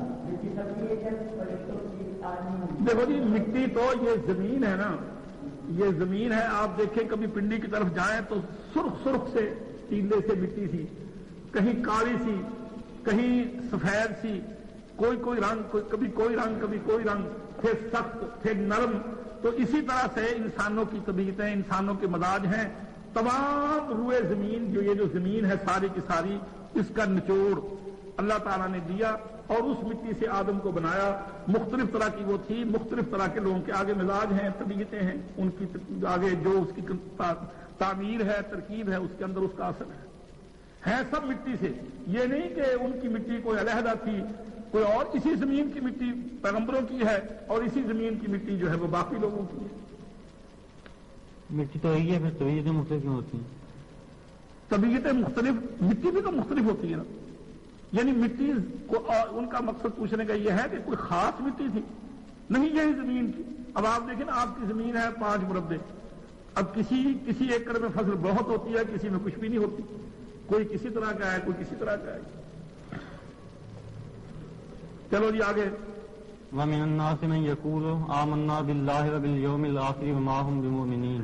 وَمِنَ النَّاسِ، اور لوگوں میں سے، من وہ بھی ہیں، یقولو جو کہتے ہیں، آمنا ہم ایمان لائے، باللہ اللہ پر، وبالیوم الآخر اور آخرت کے دن پر، وما ہم بمؤمنین اور نہیں ہے وہ، ما کہ میں نے نہیں، ما نہیں ہے، ہم وہ بمؤمنین ایمان لانے والے۔ ما کے بعد جب ما نافیہ ہو، نہیں کے معنوں میں ہو، تو اس کے بعد بے تحسین کلام کے لیے اکثر عربی میں زائد استعمال ہوتی ہے۔ تو اب یہ تیسری کیٹیگری ہے، تیسری قسم ہے، پہلی خالص مومن، دوسری خالص کافر، اب تیسری منافق۔ اب منافق کا کردار کیا ہے کہ وَمِنَ النَّاسِ مَن يَقُولُ، لوگوں میں سے ایسے بھی ہیں جو زبان سے لا الہ الا اللہ محمد الرسول اللہ کلمہ پڑھتے ہیں۔ اللہ نے اس کی وضاحت کر دی کہ وہ زبان سے تو کہتے ہیں آمنا باللہ، ہمارا اللہ پر بھی ایمان ہے، ہم آخرت کو بھی مانتے ہیں، لیکن ان کی زندگی بتاتی ہے کہ نہیں، وما ہم بمؤمنین، ایمان وغیرہ کچھ نہیں، صرف دھوکہ ہے، یہ لوگوں کو دھوکہ دیتے ہیں، کیونکہ ان کی اپنی زندگی جو ہے وہ اعمال، ان کی سوسائٹی، کافروں سے بھی بیٹھنا اٹھنا، ملنا جلنا، ان سے تعلقات، بہت گہری دوستی، اور ادھر مومنوں سے بھی وہ اپنا میل جول رکھنے کی کوشش کرتے ہیں تاکہ اگر ان کا کبھی غلبہ ہو تو ہمارے لیے کوئی خطرہ نہ بنے۔ تو اللہ نے منافقوں کا ذکر کیا کہ دل ان کا اور زبان ان کی اس میں مطابقت نہیں، اور ایمان میں یہی بات ہوتی ہے کہ جو دل میں ہے وہ زبان پر آتا ہے، زبان وہی کہتی ہے جو دل میں ہے، اور منافق کا کردار کیا ہے کہ اس کی زبان کچھ کہتی ہے، دل کچھ کہتا ہے۔ چلو جی،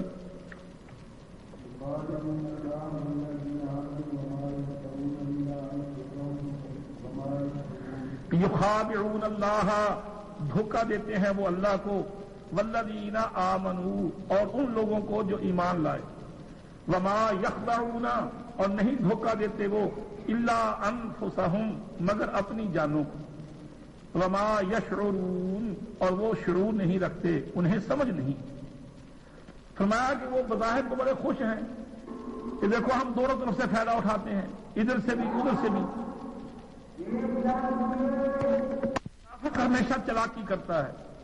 یخادعون اللہ والذین آمنوا، وہ دھوکہ دیتے ہیں اللہ کو۔ تو خیر دھوکہ کیا دینا تھا، اللہ تعالیٰ نے جب وہ اسلام میں دھوکے کا کام کرتے ہیں تو گویا اللہ کو دھوکہ، یعنی جرم۔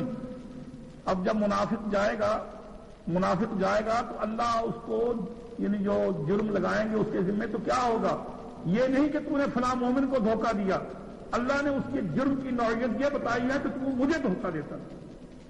اللہ نے اپنے آپ کو پہلے رکھا ہے، مومنوں کو بعد میں رکھا ہے، کہ وہ اپنے اس کردار سے کہ آمنا باللہ وبالیوم الآخر کہ جی ہم بھی مسلمان ہیں، وہ اللہ کو دھوکہ دیتے ہیں، یعنی جرم ان کا یہ ہے۔ اور اس کے بعد حقیقت میں وہ مومنوں کو دھوکہ دیتے ہیں۔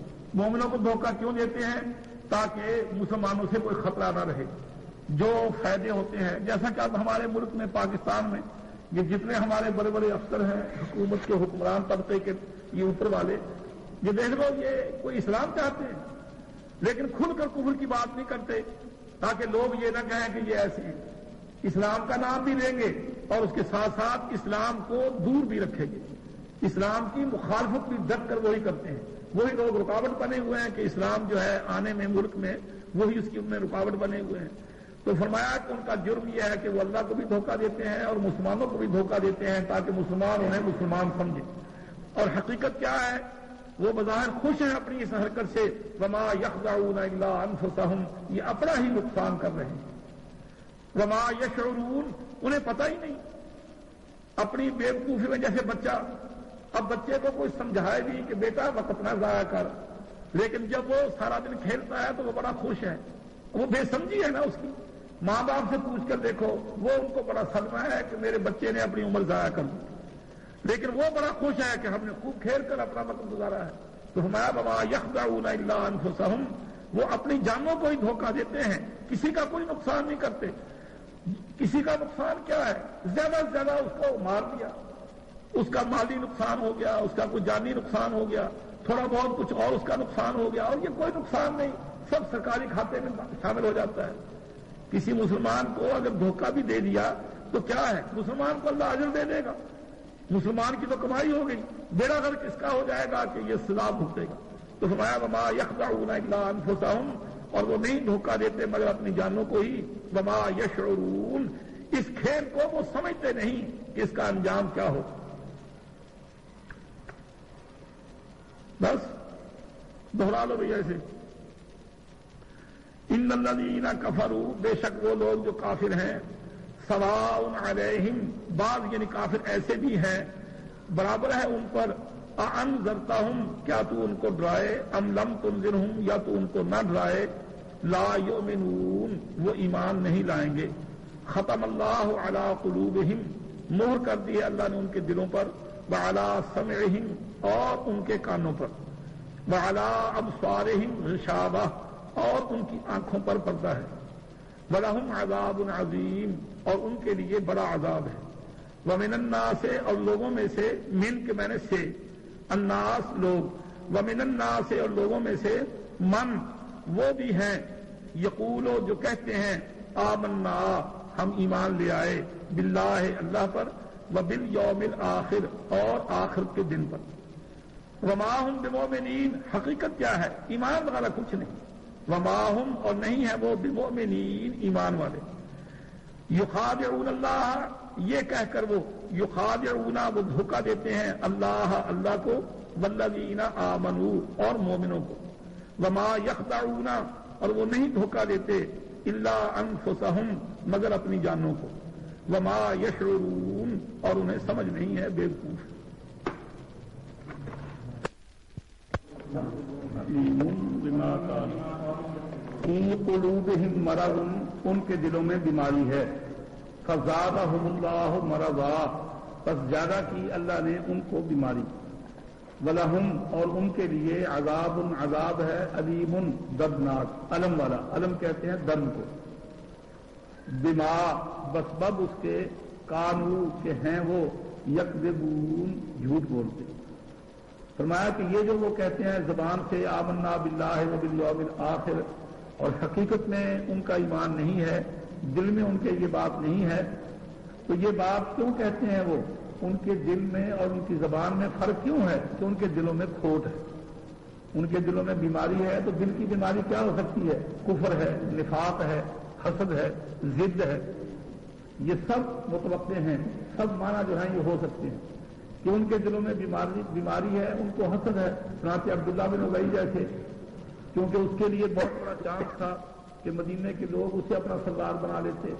रसूलुल्लाह सल्लल्लाहु अलैहि वसल्लम के चले जाने से वो बेकदर हो गया, उसको ये बहुत ज्यादा हसद था इस बात का। फिर लोगों को यहूदी जो थे, जो मुसलमान बज़ाहिर हो गए थे लेकिन दरपर्दा उनके दिलों में वैसे अदावत थी, वो इंतकामी तौर पर। तो इस तरह से किसी के दिल में कोई कोड़, किसी के दिल में कोई बीमारी। तो फरमाया कि इनके दिलों में बीमारी है, जो दिल की बीमारी होती है, कुफ्र की, निफाक की, हसद की, जिद की, इस वजह से इनका ये किरदार है कि जबान से वो इकरार करते हैं, दिल उनका मानता नहीं। फज़ादहुमुल्लाहु मरज़ा, इसके दो मतलब हो सकते हैं। ये जुमला दुआया भी हो सकता है कि अल्लाह उनके मर्ज को और बढ़ाए। जब उनके दिलों में बीमारी है तो इस बीमारी को अल्लाह और ज्यादा करे, ये बद्दुआ के तौर पर। जैसे क़ुतिलल इंसान मा अकफ़रह, इंसान का सत्यानाश हो, कैसा नाशुक्रा है। तो फज़ादहुमुल्लाहु मरज़ा, अल्लाह उनकी बीमारी को और ज्यादा करे। या ये है कि उनके दिलों में बीमारी है, अब रोजाना उनकी बीमारी बढ़ती जाती है। फज़ादहुमुल्लाहु, बस ज्यादा करता है अल्लाह ताला उनकी इस बीमारी। वो कैसे? जैसे कुरान मजीद में फरमाया, वलयज़ीदन्ना कसीरम मिनहुम मा उनज़िला इलैका मिन रब्बिका तुग़यानन व कुफ़रा। ऐ नबी, जूं जूं कुरान उतरता है, जूं जूं मुसलमान तरक्की करते हैं, उनके दिल की बीमारी बढ़ती जाती है।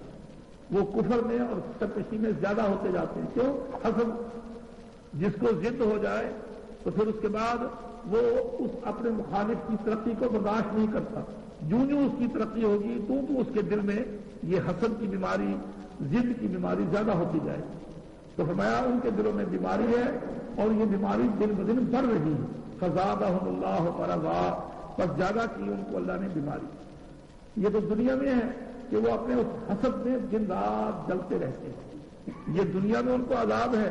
और वलहुम अज़ाबुन अलीमुन, और आखिरत में उनके लिए दर्दनाक अज़ाब होगा, बड़ा ही तकलीफ दे अज़ाब होगा। क्यों? बिमा कानू यकज़िबून, इस वजह से कि वो झूठ बोलते। अब देखो वो झूठ क्या बोलते थे। हालांकि वो तो कहते थे नशहदु इन्नका लरसूलुल्लाह इज़ा जाअकल मुनाफिकून क़ालू नशहदु इन्नका लरसूलुल्लाह। वो कसम खाकर कहा करते थे कि हम गवाही देते हैं, हम इकरार करते हैं कि आप अल्लाह के रसूल हैं। अल्लाह ने फरमाया वल्लाहु यशहदु इन्नका लरसूलुहु, अल्लाह भी गवाही देता है कि ऐ नबी आप यकीनन अल्लाह के रसूल हैं। लेकिन वल्लाहु यशहदु इन्नल मुनाफिकीन लकाज़िबून, अल्लाह ये गवाही भी देता है कि ये झूठ बोलते हैं। अब झूठ क्या था उनका? हालांकि वो तो सच बात कहते थे, आमन्ना बिल्लाह ला इलाहा इल्लल्लाह कलमा पढ़ते थे। तो देखिए झूठ की तारीफ क्या हो गई। इससे झूठ की तारीफ निकलती है कि झूठ किसे कहते हैं। झूठ जो है कई मानों में इस्तेमाल होता है। कभी तो झूठ उसे कहते हैं कि खिलाफ वाक़या बात करना, बात कुछ है और करना कुछ। मतलब वहां वाक़या तो ये हुआ था कि गाली पहले दूसरे ने दी, आपने खिलाफ वाक़या ये कह दिया कि नहीं पहले गाली उसने दी, पहले थप्पड़ उसने मारा था। अब आपने ये झूठ बोल दिया। ये झूठ है कि वाक़या कुछ है, हकीकत कुछ है, आपने बयान कुछ किया है, वाक़े में आपने बयान करने में आपने गलत बात कही, जो बाहर खारिज में हकीकत थी उसके खिलाफ आपने कहा है। इसको भी झूठ कहते हैं। और झूठ क्या है कि दिल कुछ कहे, जबान कुछ कहे। अगर से जबान सच्ची बात कह रही है, अगर दिल में वो बात ना हो तो उसको भी झूठ कहते हैं। जैसा कि मुनाफिक का ये किरदार कि वो कहते थे इन्नका लरसूल, آپ رسول ہیں، اللہ کہتا ہے جھوٹ بولتے ہیں، یعنی صرف زبان سے کہتے ہیں، دل میں ان کے یہ بات نہیں ہے. تو یہاں بھی جھوٹ کی یہی تعریف ہے کہ وہ آمنا باللہ وبالیوم الآخر زبان سے کہتے ہیں اور وما هم بمؤمنین دل میں ان کے ایمان نہیں ہے، اور یہی جھوٹ ہے. تو عذاب علیم ان کے لیے دردناک عذاب ہے، یہ بے سبب کے لیے، یہ بات سببیہ ہے. بما کانو بسبب اس کے کانو ہیں وہ یکذبون جھوٹ بولتے. یہ کانو کے بعد یکذبون مضارع لائے ہیں، یعنی یہ ان کی عادت ہے. اتفاقاً آدمی سے کبھی جھوٹ نکل جائے تو اتنی بڑی بات نہیں، گناہ تو وہ بھی ہے، لیکن ایک عادت بنا لینا استمرار کے ساتھ، دوام کے ساتھ اس قسم کی حرکت کرنا، تو اللہ نے فرمایا کہ یہ مستقل ان کی عادت ہے جھوٹ بولنا، اس کی وجہ سے اللہ ان کو دردناک عذاب دے. چلو نہیں علیحدہ علیحدہ وَإِذَا قِيلَ لَهُمْ لَهُمْ نہیں کہنا، وہ تو پھر ایسے ہو جاتا ہے جیسے ایک کلمہ ہے. وَإِذَا قِيلَ لَهُمْ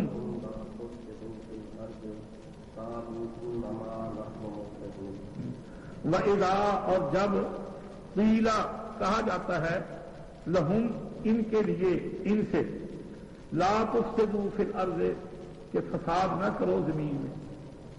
قالوا وہ کہتے ہیں انما سوائے اس کے نہیں، نحن ہم مصلحون اصلاح کرنے والے. جو منافق ہوگا وہ فسادی ضرور ہوگا، جو جس کے دو رخ ہوں، یہاں کچھ وہاں کچھ، وہ ضرور فساد کرے گا، آگ لگائے گا.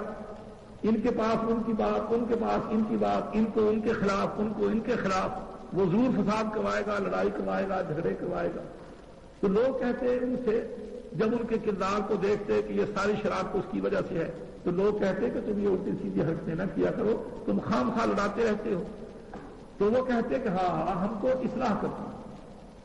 یہ بھی منافقت کی بات کہ فساد کو اصلاح کہتے ہیں. رویہ ان کا یہ ہے کہ وہ آپ اس میں لڑاتے ہیں، اور جب ان سے کہا جاتا ہے کہ فساد نہ کرو تو وہ اس کو اصلاح بتاتے ہیں کہ ہم تو اصلاح کرتے ہیں.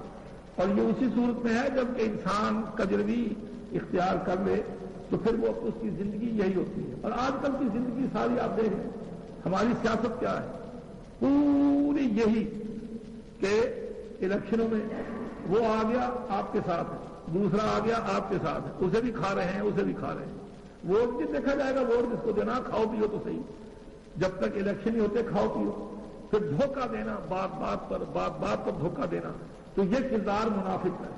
اور اس زمانے میں بھی منافق یہی کرتے تھے، ادھر آگ لگا دی، ادھر آگ لگا دی، ان کو بھڑکا دیا، ان کو بھڑکا دیا. اور جب فساد ہونے لگا اور بات تلاش کرتے کرتے پوچھتے پتا چلا کہ اس کی وہ ہے، تو لوگ کہتے ہیں تم ایسی حرکتیں کیوں کرتے ہو؟ تو وہ کہتے کہ ہم نے تو بھائی یہ بات جو ہے اصلاح کے لیے کروائی تھی کہ تاکہ صلح کروا دیں. ہم نے ان کو بھی بتا دیا، ان کو بھی بتا دیا تاکہ صلح بات کو بدل دی. تو اللہ تعالیٰ فرماتے ہیں کہ ان منافقوں کا یہ کردار ہے. دیکھیے، ایک تو اس میں تاریخ بیان کی جا رہی ہے کہ وہ ایسی حرکتیں کرتے تھے، دوسرے یہ بتایا جا رہا ہے کہ منافق کا کردار ایسا ہوتا ہے. تم آئندہ محتاط رہو، ایسے لوگوں سے محتاط رہو، وہ اس قسم کی حرکتیں لڑانا، فساد کروانا یہ ان کا کام ہے. تو مسلمانوں ہوشیار ہو جاؤ، ایسے لوگوں کے داؤ سے، ان کے شر سے بچنا، یہ بتایا جا رہا ہے. وَإِذَا قِيلَ لَهُمْ اور جب کہا جاتا ہے ان سے لَا تُفْسِدُوا فِي الْأَرْضِ نہ فساد کرو زمین میں، قالوا وہ کہتے ہیں انما سوائے اس کے نہیں، نحن ہم مصلحون اصلاح کرنے والے ہیں.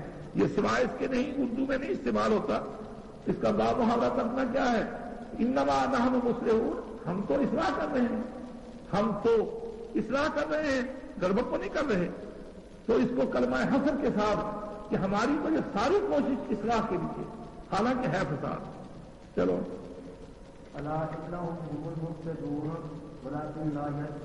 کلا نون کو لام میں ادغام کر کے ولکن لا یشعرون. الا اب اللہ تعالیٰ مسلمانوں کو خبردار کر رہا ہے، الا سن لو اے مسلمانوں، تمہارا ان سے کہنا کہ لا تفسدوا فساد نہ کرو بالکل ٹھیک ہے. الا سن لو، خبردار، یہ کلمہ تنبیہ ہے اور ایک کلمہ ہے اکٹھا. آ کے میں نے کیا، لا کے میں نے نہیں، یہ وہ نہیں ہے، یہ الا کلمہ تنبیہ، دوسرے کو ہوشیار کرنا، خبردار کرنا. الا خبردار سن لو انہم بے شک وہ یہ منافق لوگ هم المفسدون یہی فسادی ہیں. یہ جو تمہاری سوسائٹی میں گڑبڑ ہو رہی ہے فساد ہو رہا ہے اس کا سبب یہی ہے. ولکن لا یشعرون لیکن احمق ہیں بیوقوف ہیں خود آگ لگا رہے ہیں جس میں جلیں. ویسے وہ بہت خوش ہوتا ہے منافق ہمیشہ بہت خوش ہوتا ہے کہ میں بہت کامیاب ہوں ان سے بھی فائدہ اٹھا رہا ہوں ان سے بھی فائدہ اٹھا رہا ہوں. اور حقیقت میں وہ اللہ کے نزدیک بھی کیونکہ وہ چھپا رہتا ہے. اللہ نے قرآن میں اس کی اصلاح کیا بیان کی ہے ان المنافقین فی الدرک الاسفل من النار. کافر اونچے ہوں گے منافق نیچے ہوں دوزخ میں گہرے. کافر اوپر اور منافق نیچے فی الدرک الاسفل من النار. کیوں؟ سوسائٹی میں بھی یہ چھپے رہتے تھے نظر نہیں آتے تھے آگ لگا دیتے تھے لڑا دیتے تھے کوئی چٹکلا چھوڑ دیا کوئی شرارت کی بات کر دی اب اس میں فتور مٹا ہوا ہے اور یہ اپنے خاموش جیسے کسی کو پتہ ہی نہیں. تو اللہ تعالیٰ فرماتے ہیں کہ سن لو حقیقت یہ ہے کہ یہی لوگ فسادی ہیں لیکن ان کو سمجھ نہیں کہ یہ کتنی بری چیز ہے. ہاں جی وَإِذَا قِيلَ لَهُمْ آمِنُوا كَمَا آمَنَ النَّاسُ قَالُوا أَنُؤْمِنُ كَمَا آمَنَ السُّفَهَاءُ أَلَا إِنَّهُمْ هُمُ السُّفَهَاءُ وَلَكِنْ لَا يَعْلَمُونَ. وَإِذَا قِيلَ وَإِذَا اور جب قِيلَ کہا جاتا ہے لَهُمْ ان سے آمنوا ایمان لاؤ کما جیسا کہ آمن الناس ایمان لائے ہیں لوگ. قالوا وہ کہتے ہیں آنؤمنو ایک الف جو ہے وہ تو قالوا کی واو کے ساتھ ہے. یہ واو جو جمع کی ضمیر ہوتی ہے اس کے ساتھ الف آتا ہے. یہ اگلا الف جو ہے وہ حمزہ ہے استفہام کا جس کے میں نے کیا جیسے انذرتہم میں اوپر آیا ہے. کیا نؤمنو ہم ایمان لائیں کما جیسا کہ آمن السفہاء ایمان لائے ہیں بیوقوف. سفہاء جمع سفیہ کی اور سفیہ کے میں نے نادان چلا سا جسے کوئی زیادہ سوجھ بوجھ نہ ہو لائی لگ سا بالکل اس سوسائٹی میں جیسے وہ تو نہیں بیچارہ اس کے کیا کہنا وہ تو سیدھا سا آدمی ہے وہ کوئی صاحب و رائے نہیں. جیسا کہ ایمان لائے ہیں بیوقوف. الا سن لو انہم بے شک وہ ہم السفہاء وہی بیوقوف ہیں ولکن لا یعلمون اور لیکن وہ جانتے بھی. تو مومنوں کی دوسری بات یہ بیان کی کہ لوگ ان سے کہتے ہیں کہ بھئی تم ایسے ایمان لے آؤ جیسے اور ایمان لائے ہیں. تو یہ مومنوں کو اندازہ کس سے ہوتا؟ ان کی حرکتوں سے ان کی سوسائٹی سے. وہ ادھر بھی جاتے ان سے بھی ملتے جلتے کافروں کے ساتھ ان کا میل جول یہودیوں کے ساتھ ان کے بڑے تعلقات اور پھر ادھر بھی آ کر بیٹھ جاتے. تو مومن کہتے ہیں کہ بھئی تم سیدھے سادے مسلمان کیوں نہیں ہو جاتے جیسے وہ ہیں بالکل دل و جان سے سر سے پاؤں تک مکمل مسلمان. تمہارا کوئی کام سیدھا کوئی کام الٹا کبھی تم کوئی حرکت کرتے ہو کبھی کوئی حرکت کرتے ہو ایسا سیدھا سادہ ایمان لاؤ جیسا کہ اور ایمان لائے ہیں. یہ تمہارے سامنے یعنی حضرت بلال ہے فلاں فلاں ہے سادہ سادہ لوگ جو تھے بالکل ہی مخلص قسم کے لوگ. تو تم ایسے کیوں نہیں ایمان لاتے؟ لیکن ان کا جواب کیا ہم ایمان ایسے لائیں جیسے کہ پاگل ایمان لائے. ان کو کیا پتا ہے یہ تو دنیا کی سیاست سے واقف ہی نہیں ہے. جیسا کہ آج کل دیندار لوگوں کو یا آج کل کا طبقہ جو ہے پاگل سمجھتے ہیں. یہ دھوتیوں والے یہ داڑیوں والے یہ اس قسم کے وہ ان کو جو مخلص ہوتے ہیں سادہ ہوتے ہیں وہ ان کو پاگل سمجھتے ہیں. اور یہ پرانا کردار ہے منافق کا. اور اس لیے میں نے آپ کو بتایا کہ اللہ تعالیٰ یہ بیان کر رہے ہیں ایک تو تاریخ ہے اس سوسائٹی کی جو مدینے کی شروع کی سوسائٹی تھی اور دوسرے مسلمانوں کو خبردار کیا جا رہا ہے کہ ہر زمانے میں اس قسم کے لوگ ہوں گے جو تمہارا دل توڑیں گے اور تمہیں بیوقوف بتلائیں گے. اور بلکہ دنیا داروں کی نگاہ میں جب مومن بیوقوف نظر آئے تو سمجھو کہ اس کا ایمان صحیح اور مکمل ہو رہا ہے. اگر وہ سمجھے کہ یہ بھی ہمارے جیسا ہے تو اس کا ایمان ناقص ہے کیونکہ وہ ایک طرف ہوگا کھری بات کرے گا کوئی رکھ رکھاؤ نہیں دیکھے گا کوئی یہ نہیں دیکھے گا کہ بھئی لوگ کیا کہتے ہیں یا مجھے گالیاں دیں گے یا مجھے برا کہیں گے یا میرا کام نہیں چلے گا. وہ دنیا کے مفاد کو نہیں دیکھتا اور منافق اپنے دنیا کے فائدے کو دیکھتا ہے. تو اس لیے وہ رکھ رکھاؤ سے کام لیتے ہیں اور جو مومن ہوتا ہے وہ سیدھی کھری بات کرتا ہے. تو اللہ تعالیٰ نے فرمایا کہ یہ مومنوں کو جو سادہ مسلمان ہیں ان کو بیوقوف بتاتے ہیں، حالانکہ انہم هم السفہاء، خود بیوقوف ہیں کہ اپنی آخرت کو برباد کر رہے ہیں، اپنے انجام کو خراب کر رہے ہیں، ولکن لا یعلمون، لیکن یہ جانتے نہیں کہ اس کا نتیجہ کیا نکلے۔ چنانچہ اب آپ اندازہ کریں آج کل کی یہ جو ہماری سوسائٹی ہے جس کو ہم اونچی سوسائٹی کہتے ہیں، اب یہ جب موت آئے گی تو پھر انہیں پتہ لگے گا کہ نتیجہ کیا نکلتا ہے۔ ان کی جو تھوڑی بہت نیکیاں بھی ہیں سب برباد، اگر انہوں نے کچھ تھوڑا بہت اسلام کا نام لیا بھی، کوئی اسلام کا کام کیا بھی، سب برباد۔ کیوں؟ اس لیے کہ ان کا وہ اخلاص، سر سے پاؤں تک اسلام کے اندر ڈوبے ہوئے ہونا، یہ بات ہی نہیں تھی۔ اور لنگڑے اسلام کو، لولے اسلام کو، ادھورے اسلام کو اللہ کبھی قبول ہی نہیں کرتا۔ اللہ تو کہتا ہے کہ آمنوا ادخلوا فی السلم کافہ، کہ اسلام میں پورے پورے داخل ہو، یعنی سر سے لے کر پاؤں تک، شکل و صورت کیا، لباس کیا، بولنا چلنا کیا، انسان کے جتنے آداب اور انداز، سارے کی ساری ہر چیز اسلامی رنگ میں ڈوبی ہوئی ہے۔ اور وہ دوسرے سمجھتے ہیں کہ برائے نام ہو، جیسے مثلا داڑھی رکھ لی تھوڑی سی، کہ وہ بھی کہیں داڑھی رکھی ہوئی ہے اور وہ بھی کہیں کہ نہیں یہ پرانے ٹائپ کا نہیں ہے، یہ تو ماڈرن آدمی ہے، دونوں خوش رہیں، یا اسی طرح سے میل جول کرنا یا اور اس قسم کی باتیں کرنا۔ تو اللہ تعالیٰ فرماتے ہیں ولکن لا یعلمون، دیکھیں پہلے یشعرون، یہ یعلمون، اور علم اور شعور قریب قریب ایک ہی چیز ہے۔ علم اور شعور، اس کے معنی جاننا، اس کے معنی انسان کا شعور جو ہوتا ہے وہ کچھ ذرا زیادہ بیداری کو ظاہر کرتا ہے، اور علم جو ہے وہ اس کے مقابلے میں کم، کہ انسان بڑا ہی حساس ہو تو وہ شعور کے ساتھ آتا ہے، اور انسان کو پتہ لگ جائے تو وہ علم میں آ جاتا ہے۔ فرمایا نہ ان کو شعور ہے نہ ان کو علم ہے، یہ جاہل بھی ہیں اور بے شعور بھی۔ چلو جی،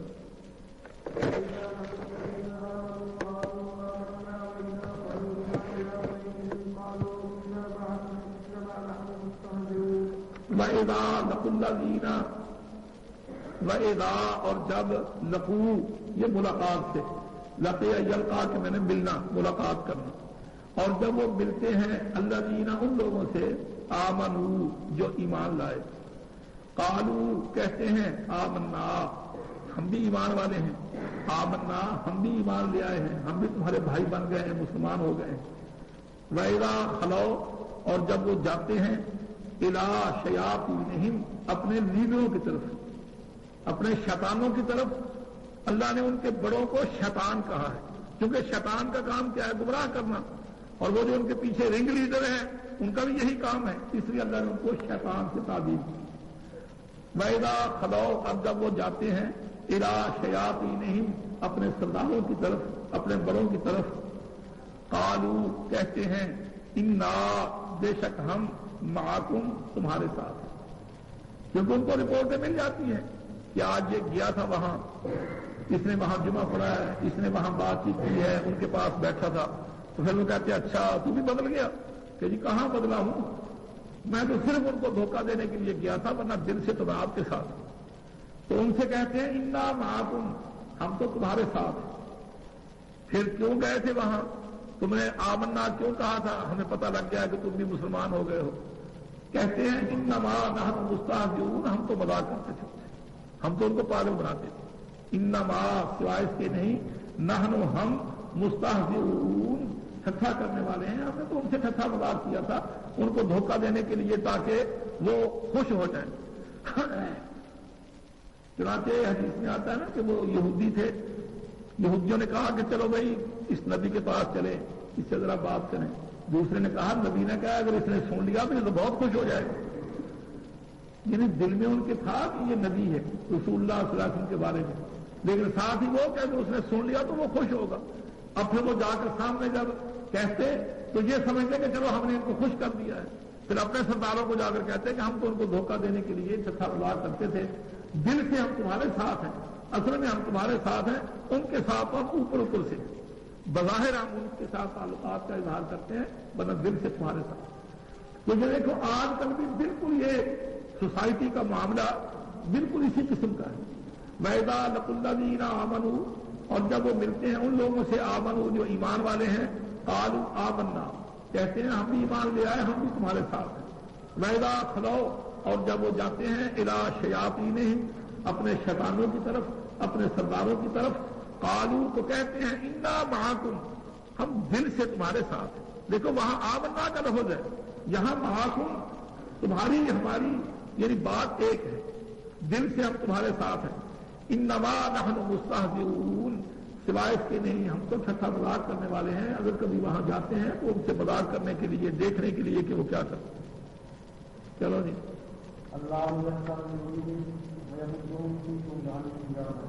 اللہ تعالیٰ یستہزئ بہم، یستہزئ ٹھٹھا کرے گا، بہم ان کے ساتھ، استہزاء کرنا کہ میں نے ٹھٹھا مذاق کرنا، یا ٹھٹھا کرتا ہے، کیونکہ یہ مضارع ہے اور مضارع حال اور استقبال دونوں کو کہتے ہیں۔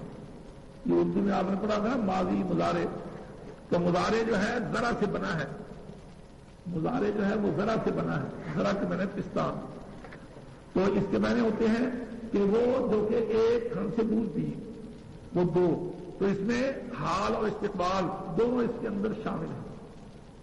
یہ مضارع ضرب سے کہ ایک دوسرے سے مل کر اس کی بھی خوراک وہی، اس کی بھی خوراک وہی، تو مضارع دونوں کو فیل کرتا ہے، حال کو بھی استقبال کو بھی، تو دونوں معنی یہاں ہو سکتے ہیں۔ اللہ ان سے مذاق کرے گا قیامت کو، اللہ ان سے مذاق کرتا ہے دنیا میں، دونوں معنی ہو سکتے ہیں۔ اور پھر یہ بھی کہ اللہ کا مذاق کرنا کیا ہے، وہ تو حماقت کی باتیں کرتے ہیں، اللہ تو ایسی باتیں تو نہیں کرتا، تو پھر اس لیے اس کو کہتے ہیں کہ اللہ ان کے مذاق کا بدلہ دے۔ وہ کہتے ہیں انما نحن مستہزئون، ہم ٹھٹھا کرتے ہیں، اللہ فرماتا ہے کہ میں بھی ان کے ٹھٹھے کا ان کو بدلہ دوں گا، یہ کرنے مذاق، میں ان کو ان کے مذاق کا بدلہ دوں گا۔ یہ میں نے بالکل وہی لفظ استعمال کیا، جیسا کہ مثلا آپ کی جیب میں کوئی ہاتھ ڈال لے، کوئی جیب کترا، جیب کاٹنے والا آپ کی جیب میں ہاتھ ڈال دے اور آپ نے ہاتھ اس کا پکڑ لیا، تو اب وہ کہتے ہیں میں تو ہاتھ گرم کر رہا تھا، مجھے سردی لگ رہی تھی، میں تو آپ کہتے ہیں اچھا میں کرتا ہوں تیرا ہاتھ گرم ہو۔ اب اس کا ہاتھ گرم کرنے کا لفظ اس کے معنی کیا ہے، میں سردی سے بچنے کے لیے آپ کی جیب میں ہاتھ ڈال رہا تھا، اور آپ کہہ رہے ہیں کہ اچھا میں کرتا ہوں تیرا ہاتھ گرم ہو، ابھی ڈنڈے لگاتا ہوں، تیرے ہاتھ پر ڈنڈے لگاتا ہوں، لفظ وہی ہے لیکن معنی جو ہے مختلف۔ تو اس یہ جواب میں وہ کہتے ہیں کہ ہم مذاق کرنے والے ہیں، اللہ تعالیٰ فرماتے ہیں کہ اللہ بھی اس کا بدلہ تمہیں دے گا، تو دونوں معنی جو ہے وہ صحیح ہیں۔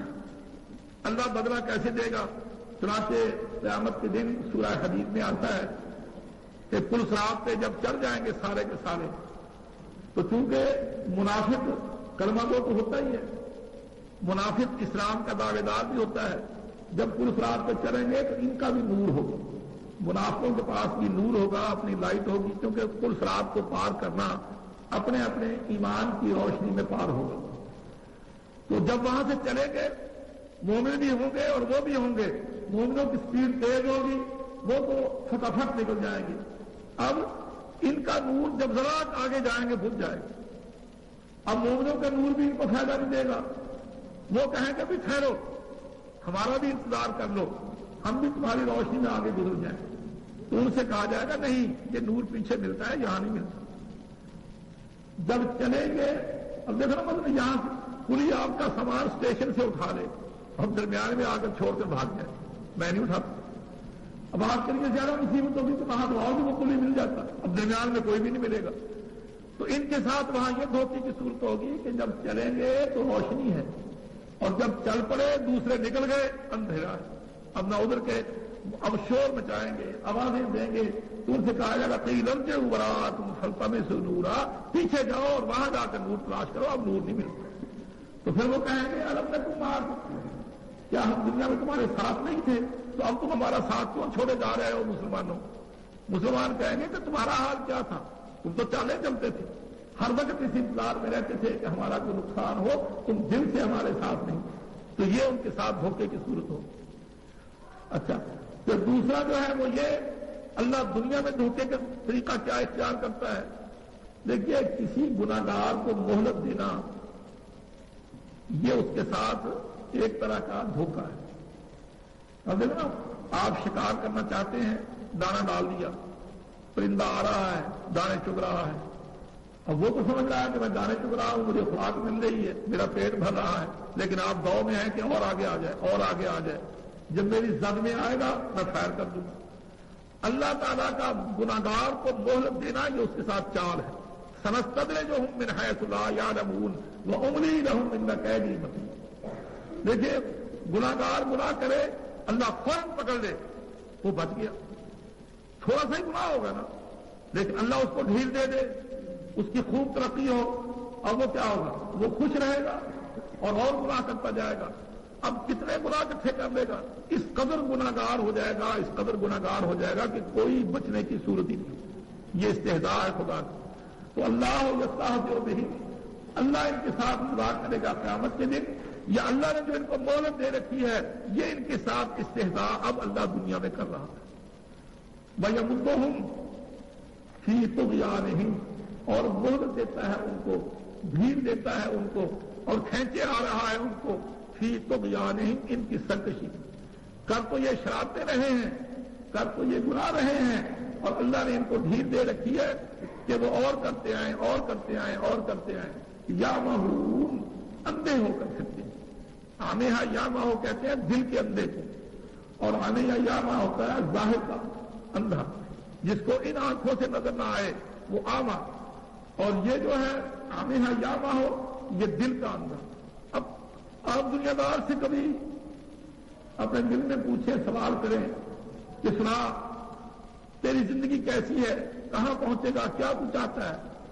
کہ جی بس فرسٹ کلاس کوٹھی بن جائے، مجھے اتنی ترقی ہو جائے، میں صدر بن جاؤں، میں پرائم منسٹر بن جاؤں، مجھے یہ ہو جائے۔ اچھا پھر کیا ہوگا؟ انجام کچھ بھی نہیں۔ لیکن اب کوئی آدمی کتنا بھی بڑا، مثلا موزے تم تھا یا چون لائی تھا، اب چائنا کے لوگ ان کے نام پر سڑکیں بنا دیں، ان کے نام پر شہر آباد کر دیں، ان کے نام پر لائبریریاں کھول دیں، ان کے نام پر ٹرسٹ قائم کر دیں، انہیں کیا فائدہ؟ ان کے تو جوتے پڑ رہے ہیں، انہیں کوئی فائدہ، کچھ بھی فائدہ نہیں۔ تو یعنی کسی آدمی کو مہلت دینا، اس کو نہ پکڑنا، اور وہ گناہ کرتا رہے کرتا رہے کرتا رہے، بے مقصد زندگی گزارتا رہے۔ اب دیکھو ہماری زندگی ہے، ایک مسلمان کی زندگی، اللہ ہمیں ہدایت دے، تو ہم زندگی گزار رہے ہیں۔ کوئی پوچھے جی تمہیں گالیاں دیتا ہے، کوئی بات نہیں۔ چنانچہ مولوی اللہ کے بارے میں ہے نا کہ جی فلاں آپ کو گالیاں دیتے، کہتے میرا دھوبی ہے، میرے گناہ دھو رہا ہے، دینے دو گالی، کیا فرق پڑتا ہے، مجھے اجر ملے گا۔ اب اگر ایک آدمی کام کرتا ہے اور یہ سوچتا ہے کہ اللہ راضی ہو جائے، وہ شہید ہو جائے، اس کا مال سارا لٹ جائے، اس کی جان چلی جائے، اس کا کوئی نقصان ہو جائے، یہ با مقصد زندگی ہے۔ کیوں؟ اس کی کمائی ہو رہی ہے، وہ جو ہی مرے گا اپنے آرام میں ٹھاٹ میں چلا جائے گا، سب طرح کا اسے سب کچھ مل جائے گا۔ اور اگر وہ دنیا کی زندگی فرسٹ کلاس گزار رہا ہے، لیکن یہاں سے چھوٹتے ہی وہ دوزخ میں چلا جائے، عذاب میں مبتلا ہو جائے، تو اس کو کچھ بھی نہیں، جیسے خواب میں آپ کھا رہے ہیں، اور جب آنکھ کھلی تو باہر پولیس کھڑی ہے کہ جہاں آپ کو گرفتار کرنے کے لیے آئے کھڑے ہیں۔ تو بالکل یہی صورت ہے منافق۔ تو اللہ نے فرمایا بھائی مدو ہوں، اور اللہ کھینچتا ہے ان کو، بھی مدہ یہ مدو مد، یہ اس پر مد ہے، اس کو کھینچ کر پڑھو، اولئک مد کے میں نے کھینچنا، اور اسی کے میں نے لمبا کرنا، مہلت دینا۔ بھیا مدو ہوں، اور اللہ مہلت دیتا ہے ان کو، ڈھیل دیتا ہے ان کو، کھینچتا ہے ان کو، آگے آگے آگے آگے لا رہا ہے کہ اور گناہ کرنے، یا پھر طغیانہم، اپنی سرکشی، اور زیادہ سرکشی کر لیں، اور زیادہ گناہ کر لیں، یا مہون، سرگردار پھرتے ہیں، پریشان ہیں، بے مقصد زندگی گزار رہے ہیں۔ دوہرا دو بھائی ایسے، فی قلوبہم مرض، ان کے دلوں میں بیماری ہے، فزادہم اللہ مرضا، بس زیادہ کرتا ہے ان کو اللہ تعالیٰ بیماری۔ وہ کیسے؟ جو قرآن اترتا ہے تو وہ ان کی بیماری بڑھتی ہے۔ وَلَهُمْ عَذَابٌ عَلِيمٌ، اور ان کے لیے دردناک عذاب ہے، بما كانوا يكذبون، بسبب اس کے کہ وہ دنیا میں جھوٹ بولتے ہیں۔ وَإِذَا قِيلَ لَهُمْ، اور جب کہا جاتا ہے ان سے، لا تفسدوا فی الارض، نہ فساد کرو زمین میں، قالوا، کہتے ہیں، انما نحن مصلحون، ہم تو اصلاح کرنے والے ہیں۔ الا، سن لو، انہم، بے شک وہ، ہم المفسدون، وہی فسادی ہیں، ولکن لا یشعرون، لیکن انہیں شعور نہیں، انہیں پتہ نہیں۔ وَإِذَا قِيلَ لَهُمْ اور جب کہا جاتا ہے ان سے آمنوا ایمان لاؤ کما آمن الناس جیسا کہ ایمان لائے ہیں لوگ. اس وقت لوگوں سے مراد کون تھے؟ مخلص صحابہ. تو کیسا ایمان معتبر ہے؟ جیسے صحابہ کا تھا. اور آج بھی ایمان کیسا معتبر ہے؟ جیسے صحابہ کا تھا. اور اگر کوئی اسلام لائے ایمان لائے ماڈرن تعمیلیں کرنے والا کسی اور کے ذہن کچھ اس میں یہودیت داخل کر دی, کچھ عیسائیت داخل کر دی, کچھ اس میں سوشلزم داخل کر دیا, کچھ کمیونزم داخل کر دیا, ایک بھرتی کا اسلام تو وہ نہیں. کون سا ایمان معتبر ہے؟ جیسے ان سے کہا جاتا تھا آمنو ایمان لاؤ کما آمن الناس جیسا کہ ایمان لائے ہیں لوگ, یعنی صحابہ کا ایمان. قالو تو وہ کہتے ہیں انؤمنو کیا ہم ایمان لائیں کما آمن السفہاء جیسا کہ ایمان لائے ہیں دیوانے نادان لوگ بے سمجھ لوگ. الا سن لو انہم هم السفہاء بے شک یہی بیوقوف ہے. وہ بیوقوف نہیں ہیں جو مخلص مومن ہیں, یہ بیوقوف ہیں. ولکن لا یعلمون اور لیکن انہیں پتہ نہیں. وَإِذَا لَقُوا الَّذِينَ اور جب وہ ملتے ہیں ان لوگوں سے آمنوا جو ایمان لائے قالوا کہتے ہیں آمنا ہم ایمان لے آئے, ہم بھی تمہارے مذہب پر ہیں. وَإِذَا خَلَوْا اور جب وہ جاتے ہیں اِلَىٰ شَيَاطِینِہِمْ اپنے سرداروں کی طرف قال